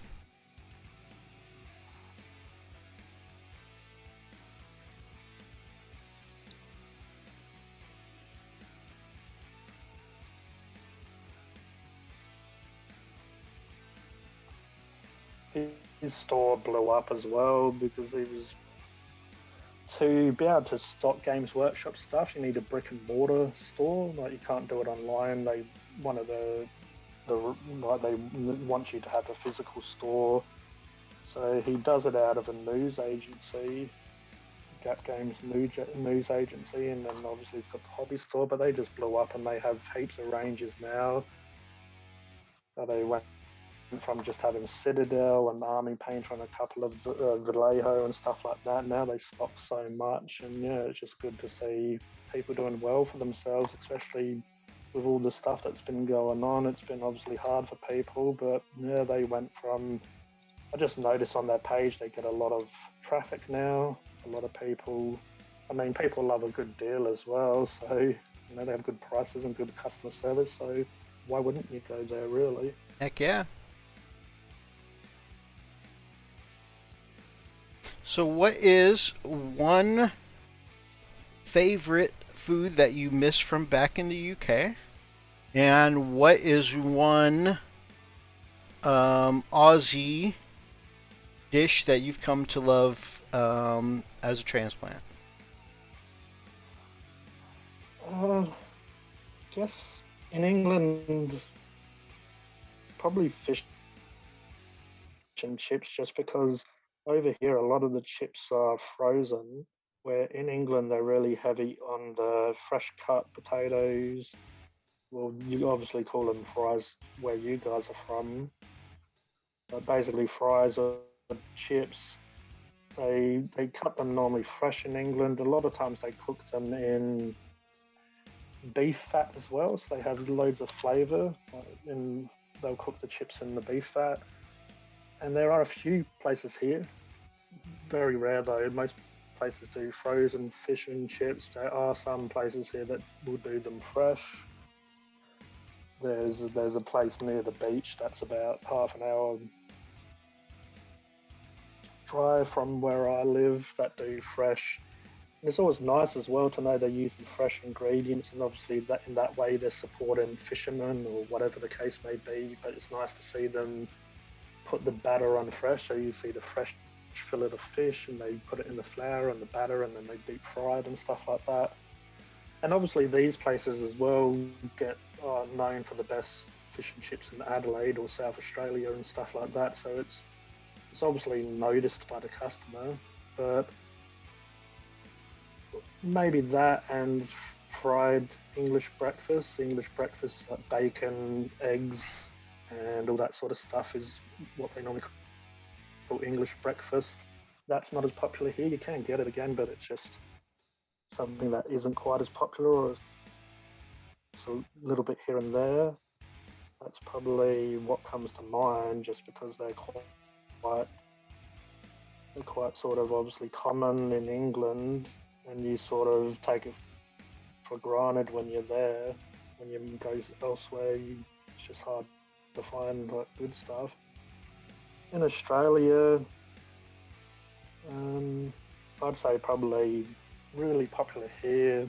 You would have seen me post them before, but schnitzels, even though it's a German dish, so it's not really Australian. Don't really technically have many of their own foods, because obviously it's sort of a mixture of cultures.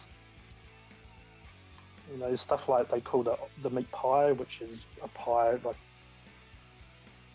a pie and like minced beef and pastry, stuff like that. They sort of claim as their own, but that's really popular again in England and stuff like that. But I'd say schnitzels here are just really popular, and you can get them most places. But then you can get the average ones, or you can get some really good ones. And there's a couple of places that do them. They're ridiculous, really. They're just like huge. They're just this huge chicken breast of schnitzel, and they call it the chicken parmigiana, which is obviously Italian. It's an Italian take.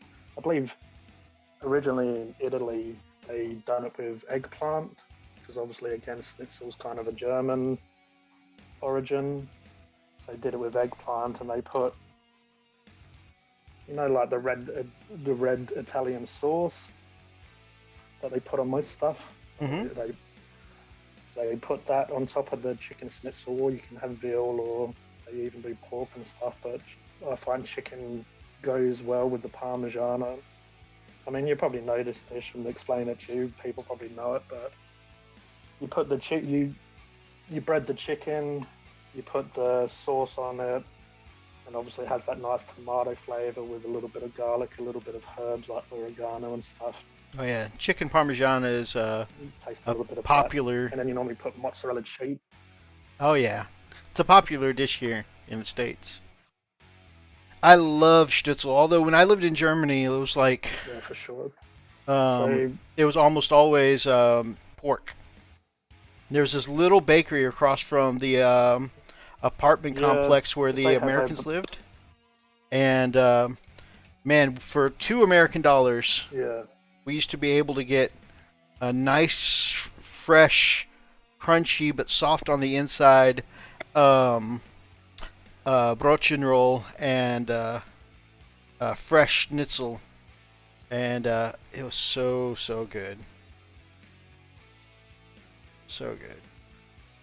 Yeah, that would be amazing. There is a German schnitzel house here that it does obviously the chicken and the veal, but yeah, it does do the pork, and I really should try it because I've had the chicken one from there, but I really need to just go the pork and try the authentic way that the Germans would do it with the pork schnitzel.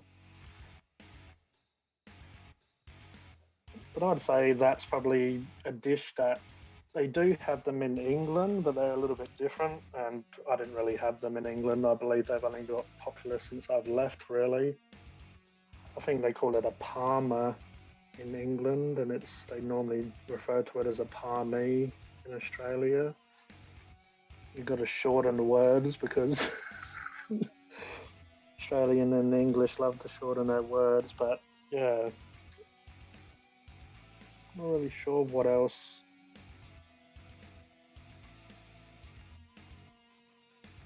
In Australia would sort of make me really miss if I left. I mean, they have good food, don't get me wrong, but it's obviously a lot of it is stuff you can get elsewhere. Like, I could easily say burger and pizza and stuff, but then I'd love to go to where you guys like the States and stuff because you do, the New York and the Chicago style pizzas look amazing. And obviously you can get good burgers anywhere really.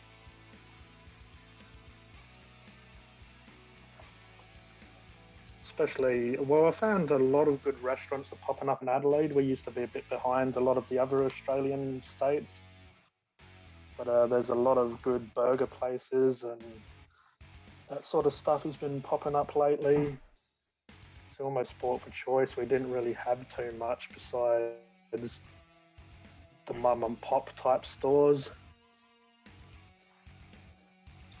Like the chicken, a lot of them here, they're called chicken chefs or chicken shops because a lot of them do barbecue rotisserie chickens. And obviously you get your chips, but then they do all sorts of stuff.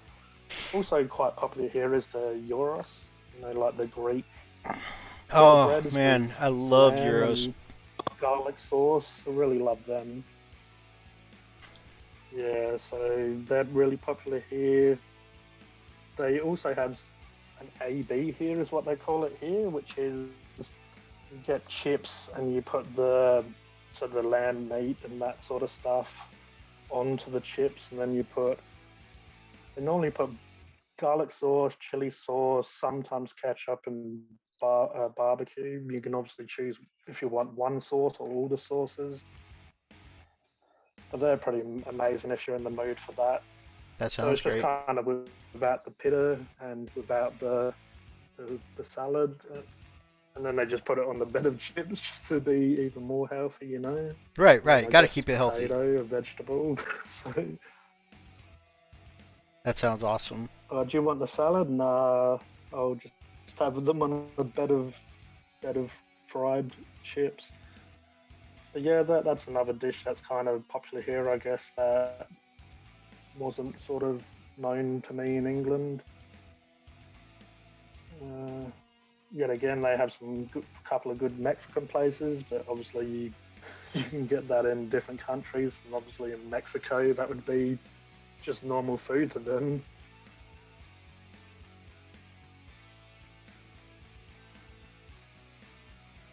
True that, true that.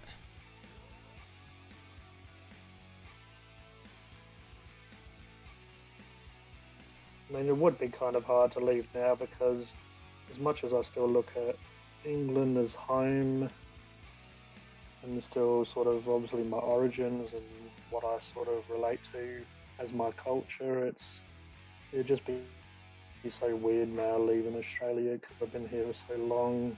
It'd almost be as weird as how it was to come here from England. It would be weird if I did either move back to England or whatever. I mean, maybe I'll go there and would feel at home or feel different once I was there, but yeah, I feel like it'd be weird to leave here now. So, while we're on the subject of foods, You have a long, long hobby session in front of you. Let's say there's something going on and you need to have an all-night paint session to do what you want to do. Maybe you're in a painting competition, like, the last time we did the 3-color Space Marine or whatever. Let's say you're in one of those. You got a long painting session come up. What is your go-to food and or drink for a long painting session? These days, I've really jumped onto the Pepsi Max bandwagon. I used to always have sugared drinks, so Coke and obviously sugared Pepsi, just to cut back and that sort of stuff. I find Pepsi Max is one of the best for the no sugar. I don't really like no sugar Coke and Diet Coke that much. I don't know. I guess it's once you drink a certain drink for so long, your taste buds get used to it. Sure. So when you have other stuff, your taste buds are sort of like, what's going on here? Even though it's all cola, but I've actually got some Pepsi Max here with me now. And snacks, I'd say the best snacks for hobby, even though usually they can get a little bit of whatever on your hands, are the type of stuff you can grab. You don't really want to sit here with this meal that you keep on needing to go back and forth on. So I'd say chips, like stuff like peanuts. But I haven't actually got any at the moment, but I did used to have like M&Ms a lot, peanut M&Ms and stuff on the desk. Stuff that you can have a few, a handful of, and then you can go back to painting, and it sort of satisfies you wanting that little snack, but then it's there just to grab, and obviously they're in a little bag as well, so they're sealed up, and normally they stay fresh for quite some time. They're not sort of turning bad after a day. I do like my chips. I'm quite a big fan of salt and vinegar chips, stuff like that. So, I don't know, I'd say snacks like that where it's in a bag, you can just cover the bag back over and put them to the side, and when you're hungry, it's something on the desk to grab. But I do have some chips that I opened last night, and I haven't got anything on my desk, but there was some peanut M&Ms and stuff like that a lot over the time. So probably snacks like that. Also in Australia, you have something called shapes, which are like crackers, but they call them biscuits in Australia, even though they call them biscuits, and then they have sweet biscuits, which you guys would call cookies. Right. So Australia is kind of weird how they mix culture. They'll have a bit of English speaking words, and then they'll have some American speaking words. So Australia can be quite odd like that. Like in England, chips, like packet chips, are called crisps. Over here, they're called chips. In America, you would have the fries, but again, they call them chips here. So you have chips in a packet, and then you have chips as in hot chips. So I just thought that was strange as when you came here, because a lot of people call them hot chips or just chips, just so people know which one you're talking about, and it just can get confusing unless you've been here for a while, and somehow you just, when you've been here a while, you just almost know what someone means, which version they mean. That's funny. Yeah, it can get quite funny and confusing. Now, what about when you're gaming? But yeah, the gaming probably the same in a way, really, because I was playing Halo a fair bit last night, and that's why I opened up. So I just wanted something to eat, but sort of fast, and didn't really. I was grabbing a drink, and you just want something to eat, so I opened up salt and vinegar chips. Oh, I did actually grab a couple of bits of bread. I don't know if you've ever done this, but make a sandwich with a packet of chips. So this is what I'm on about, this sort of stuff, chips. Obviously, you guys have chips and fries, so at least you can identify which one you mean quite easily. I used to put crisps on my sandwiches all the time. I don't know why I was craving. Yeah, so I don't do it that often, but I don't know why, where you just have that craving, so you sort of, oh yeah, why not? So I grabbed a couple of bits of bread, smashed some chips into that, made a sandwich out of it, and that was that tied me over. Went back to Halo.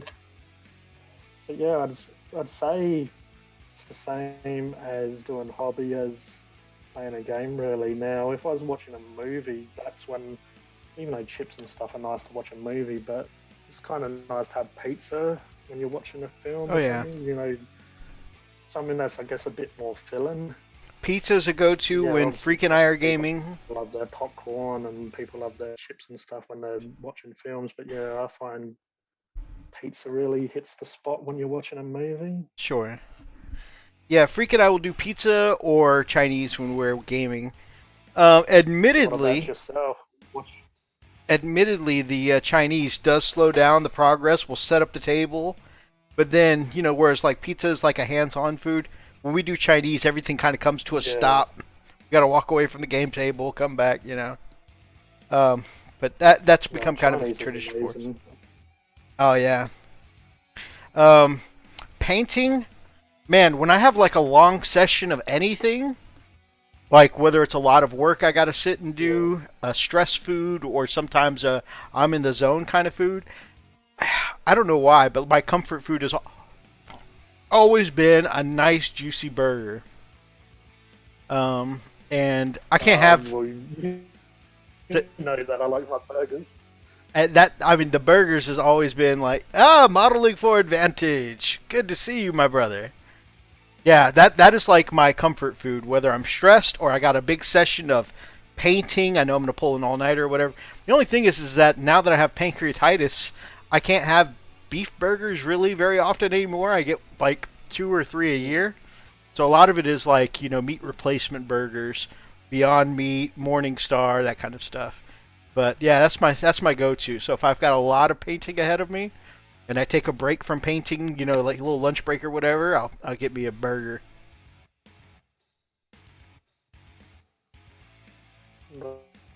I love my burgers. As you said, when you're happy, you can have a burger. When you're feeling sad and you kind of want that grease or you want that food, that comfort food, burgers is, definitely one of my favorite foods. That's why when you said what do I miss, or like burgers are everywhere, so I can't really claim them to be more something you can get in Australia. But as I said, some really good burger places have been popping up lately.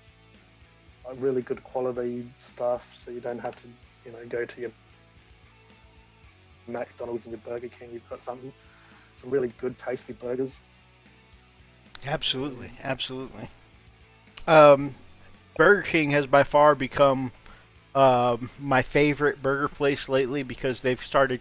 I say started. It's been about 1.5 years now. They've been carrying the Beyond Beef burgers, which is a meat replacement burger that tastes so much like the real thing. Yeah. And so I can have it with my pancreatitis. Yeah. And it tastes like the real thing, so it keeps me happy.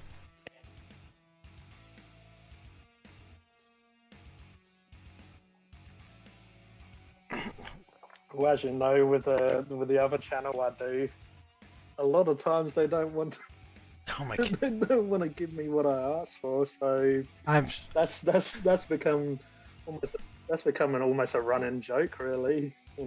Oh man, I'm like, I honestly floored by how often they get your order wrong.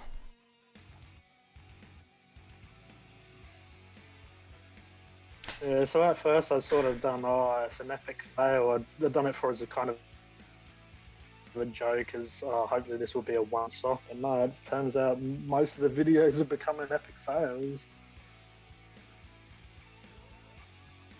Guys, you guys know I'm a big fan of G's food review channel. So if anyone is interested in any food reviews, I'm a hungry man all the time. So G's alternate channel, right here, Funkin' Hungry, has become one of my favorites.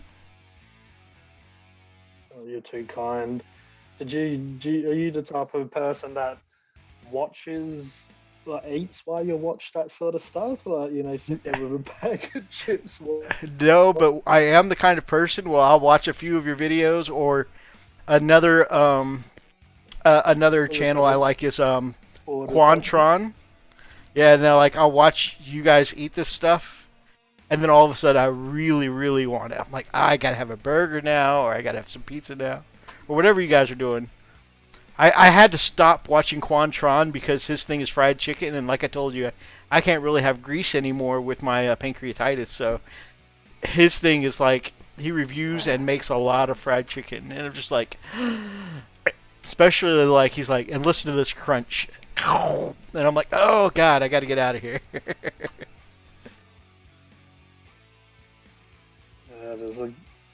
Because I always loved that sort of content, and obviously I kind of always wanted to do YouTube. Didn't exactly know what direction I'd go. How'd you do on your test? Started the hobby channel.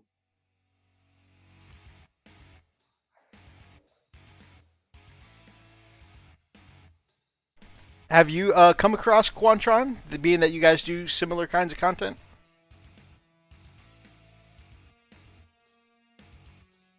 Don't believe I have. You'll have to show me who he is. The fellow. Have you seen Dame Drops before? Yes, I love Dame Drops. Again, he's another one I had to stop watching because, man, his songify of Five Guys, man, that always gets me in the mood for a burger. Did you see Dame's Netflix show? I didn't know he had a Netflix show. Yeah, so fresh, fried, and crispy. It's just like one season. Similar content to he does on YouTube, but it's a bit more together. Like the camera work is amazing. It's just really, really good, and yeah, it's good to see someone that's gone from YouTube to obviously a Netflix original, yeah. More impressive stuff. Also, are you into true crime at all?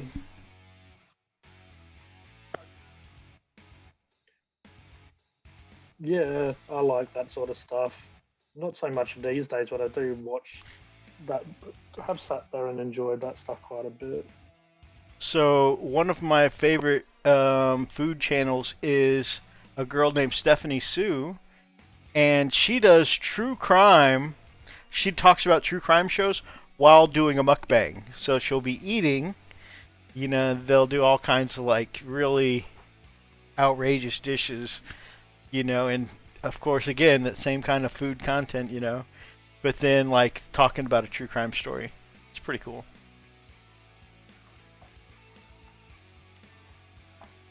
Addictive, honestly. As modeling for a Vine, they just said, "Are you into crime?" It's like, "Oh yeah, I've got something. Can you help me with?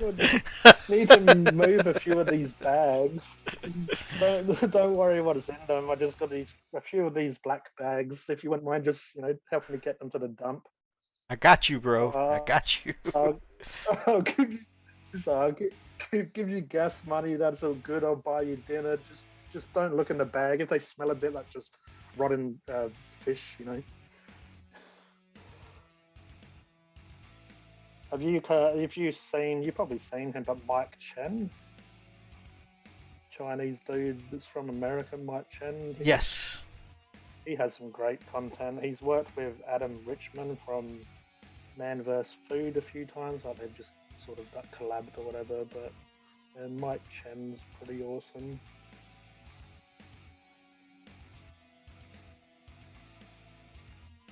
So yeah, I've watched those sort of people over the years and always kind of wanted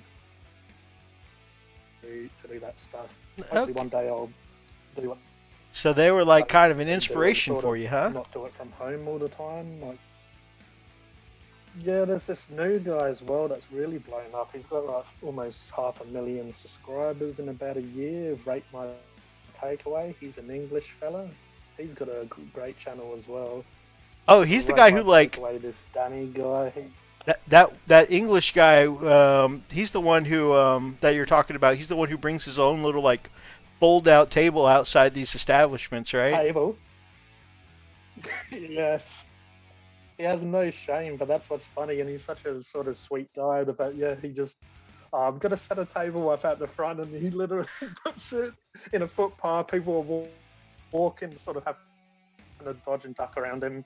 But yeah, that guy's cool and a bit of, I guess, an inspiration, or just, you know, it'd be cool to get to his level one day, or even just half as popular as he has got. But yeah, he blew up really quickly, and I mean, I did try doing that at the restaurant once when I went to KFC once, but you kind of realise that they're playing music, and I did sort of go, oh, this is probably going to be a bad idea, but they play obviously copyrighted music, so if I did have content, if I was monetized, that would just get copyright strike for having the music in the background. So I need to work out how they get around that. I know sometimes they do voiceover work, and that's what I ended up doing on that video. But I know sort of Dame Drops and Mike Chen and stuff, they have done the restaurant reviews where they're inside the restaurant, and I think that's why Dame Drops. when I did it as well. Dame Drops mostly did his cars because Yeah. it was an atmosphere he could control. Yeah. Ken Domick, I'm not sure if you've seen him as well. He's a Canadian fella that he does go to America quite a lot to do. Him and Dame a lot do the fast food stuff, like the new fast food. But Ken Domick was another. So I've got a few of these people on Facebook. Also, I do enjoy watching food challenges. So I've got quite a few. Beard Meets Food is a dude that does food challenges, but he's got an amazing YouTube channel. Adam from Beard Meets Food, he's got a really good channel, and he mainly is a competitive eater, but he does a lot of restaurant challenges. Okay, I didn't realize he had. I know they took him off the air when he got canceled. I didn't realize he started up a YouTube channel though.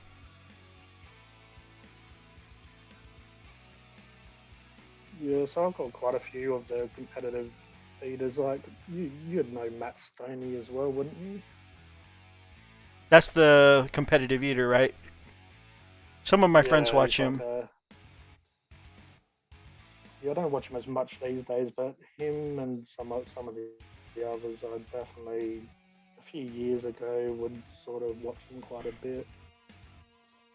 But I'd always enjoyed that sort of content, so I always sort of wanted to make my own version of it, I guess. And when I came up with Funkin' Hungry, I thought that was kind of a funny name and just went with it. I like it. Definitely caught my attention.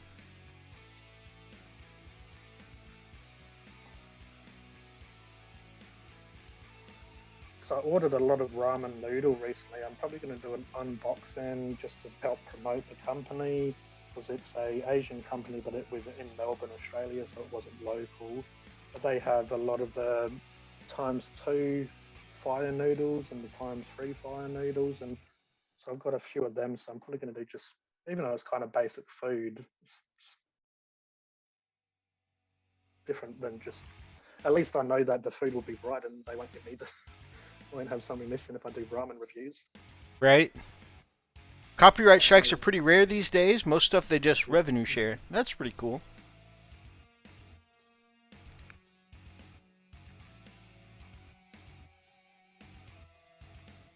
Yeah.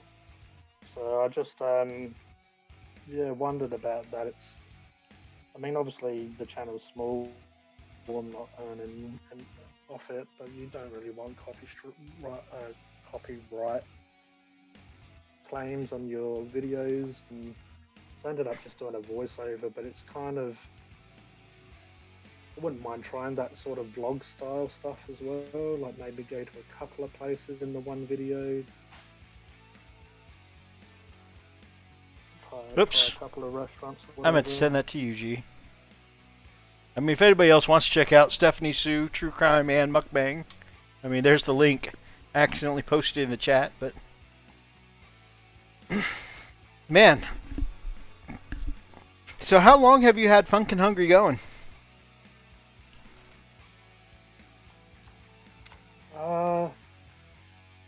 Don't actually know. It just started quite slow where I did a few and it was only just a few people that I spoke to about it.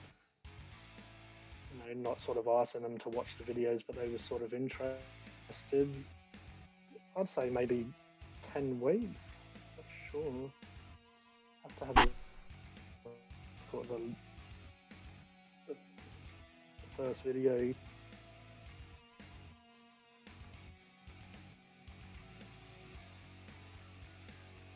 So about 3 months. It looks like the first video was. 3 months and you got 110 subs. That's pretty good, man.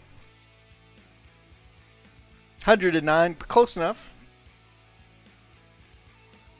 The trolls are chilled out for now, but the trolls were crazy for a couple of weeks there. It's just I noticed them on other Australian food reviewers and stuff. So they were on theirs, and they must have seen me interacting. Because it's kind of cool. Now I've interacted with a few other people in Australia that do the same sort of content. Everyone's quite chilled, and I've been sort of a couple of people have plugged me, like mentioned me on their channels, which is nice. That is Not cool. like I've got many subs from them doing that, but it's nice that people recognise and just share your stuff. And yeah, the trolls came, and obviously they pay out the way you sound, the way you look, the way you do whatever. I guess that's a part of YouTube. And That's a shame. one guy I know annoyed because he was at first really loving the content, saying he loved it, and I noticed that he started being really negative to a lot of people. He started people comment and say nice stuff, and he would diss the people commenting. So after a while, I started deleting his comments, the ones that were being negative, because you can diss me and my channel, that's fair enough. But when you start attacking other people, is when I kind of, I guess, got a bit annoyed. It's Sure. you know, you can take the piss out of me, but going and doing it to either fans or just other content creators that are on my page saying that they like the stuff I do, or just commenting on the video. So I sort of let it slide. You know, you let it slide a few times, and then when he got a bit too much, and I noticed that then I started getting accounts that was only just made a few days before, and I knew it was him. Somehow I just knew it was him, and he admitted it on oh, you've been deleting my comments. I made another account and all this stuff. It's just like, chill out. But you know, people can flip out and do some crazy stuff sometimes. That's crazy. I'm making other accounts because I was deleting his comments just so he has a couple of accounts that he can just diss me on. But You gotta wonder how empty someone's life is that they make their entertainment by, you know, going to someone's food channel and leaving hateful comments. It must have something's got to be missing. I've noticed these couple of accounts that will do it to a few people. You know, they'll be dissing one creator, and then I'll be on my accounts. And because I like to return the favour or just show the respect back, if a lot of these content creators will be on my channel saying they like the content or just chatting to me, so I'll go and watch their content as well. You know, and like I mentioned earlier, if people show me love and respect, I want to return it and show it back to them. So quite nice. It's kind of like our community, the hobby community, like everyone sort of supports each other, and it's actually turned out to be that way in the food review. That's awesome. YouTube. Like a lot of people have come to my channel and they have their own channels and they'll do similar content, or they might do cooking videos, or they might do different reviews of different food. But yeah, they'll come onto mine, and it gets to the point where that channel's got quite regular comments and interaction because of it, because they're commenting on my stuff, and I'll pop along to their video and watch that and just tell them they're doing a good job and that sort of stuff. And it turns out that I've got people from different countries like Canada or America, but it turns out Australia's got quite a big community of food reviewers. I didn't sort of know that. I knew there was a few that I watched personally. It turns out there's quite a lot more than I sort of first imagined. They've all popped up, and it's gave me more content to watch, but also it's gave me a bit more of a drive because I want to make content for them because they're saying they enjoy it and like my content, and it gave me more stuff to watch as well. That's awesome.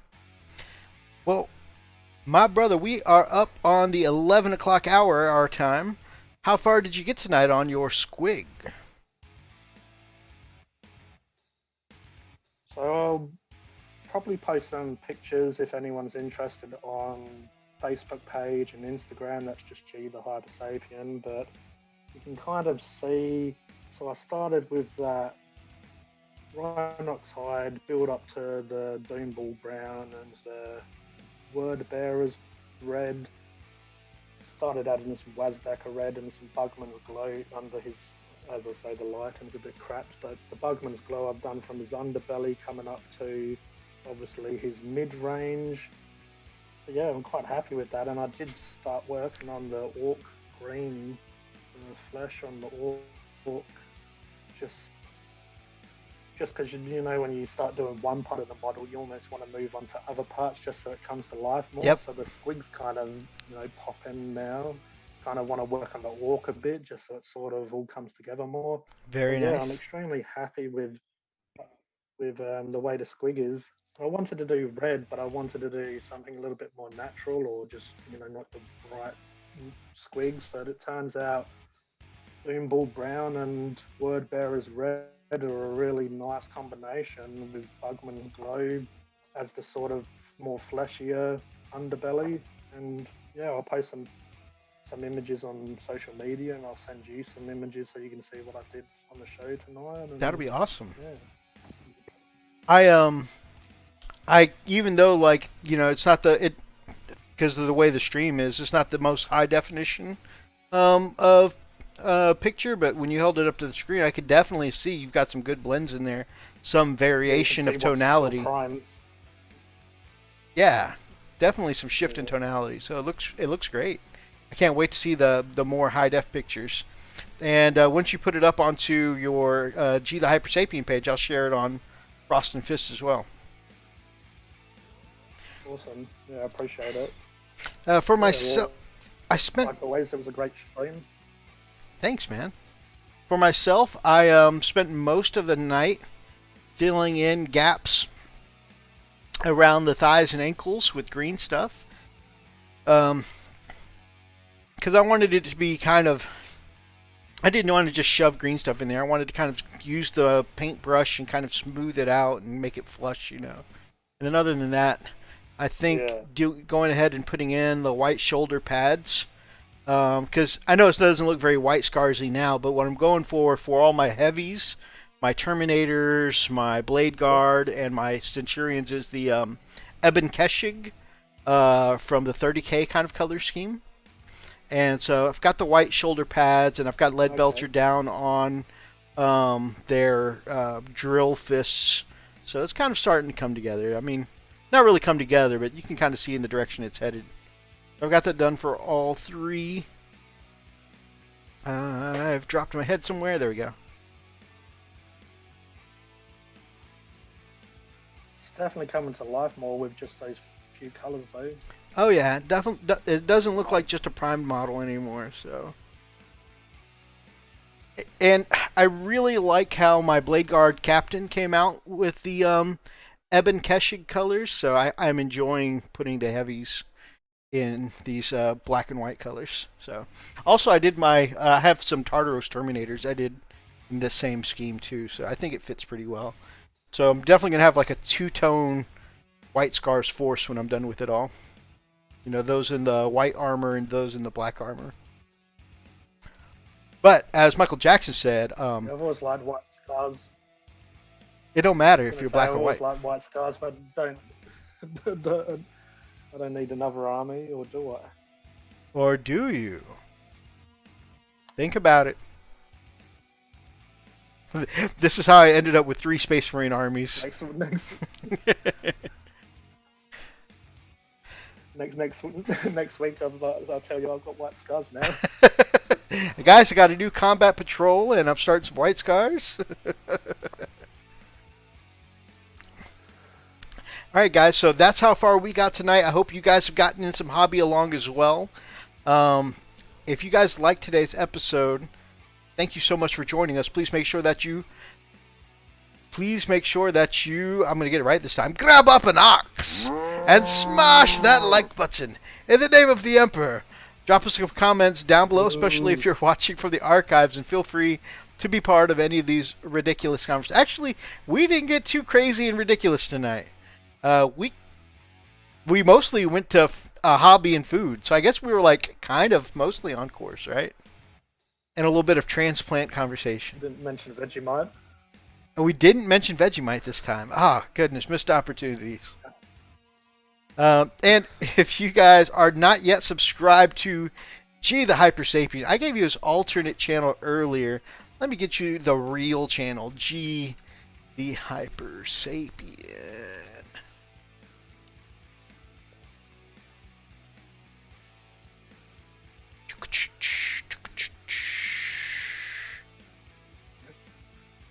Got a really nice message on Instagram from someone that was watching my content and said that they watched, just did a basic video on how to do leather, and saying that they've only been in the hobby for a year. It's just really nice when you get people that say they like your content and that they enjoy it. And I had a chat with him and said that, I'm here anytime he needs some advice or help on stuff. Sent me some images of what he was working on.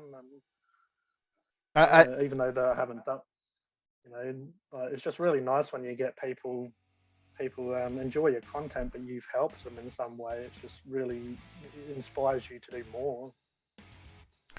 So here, if you guys want this Master of Orcs to be one of your subscriptions, please go over to his channel, G the Hypersapien, up on the screen now. And that is the latest link down in the chat box. Check him out.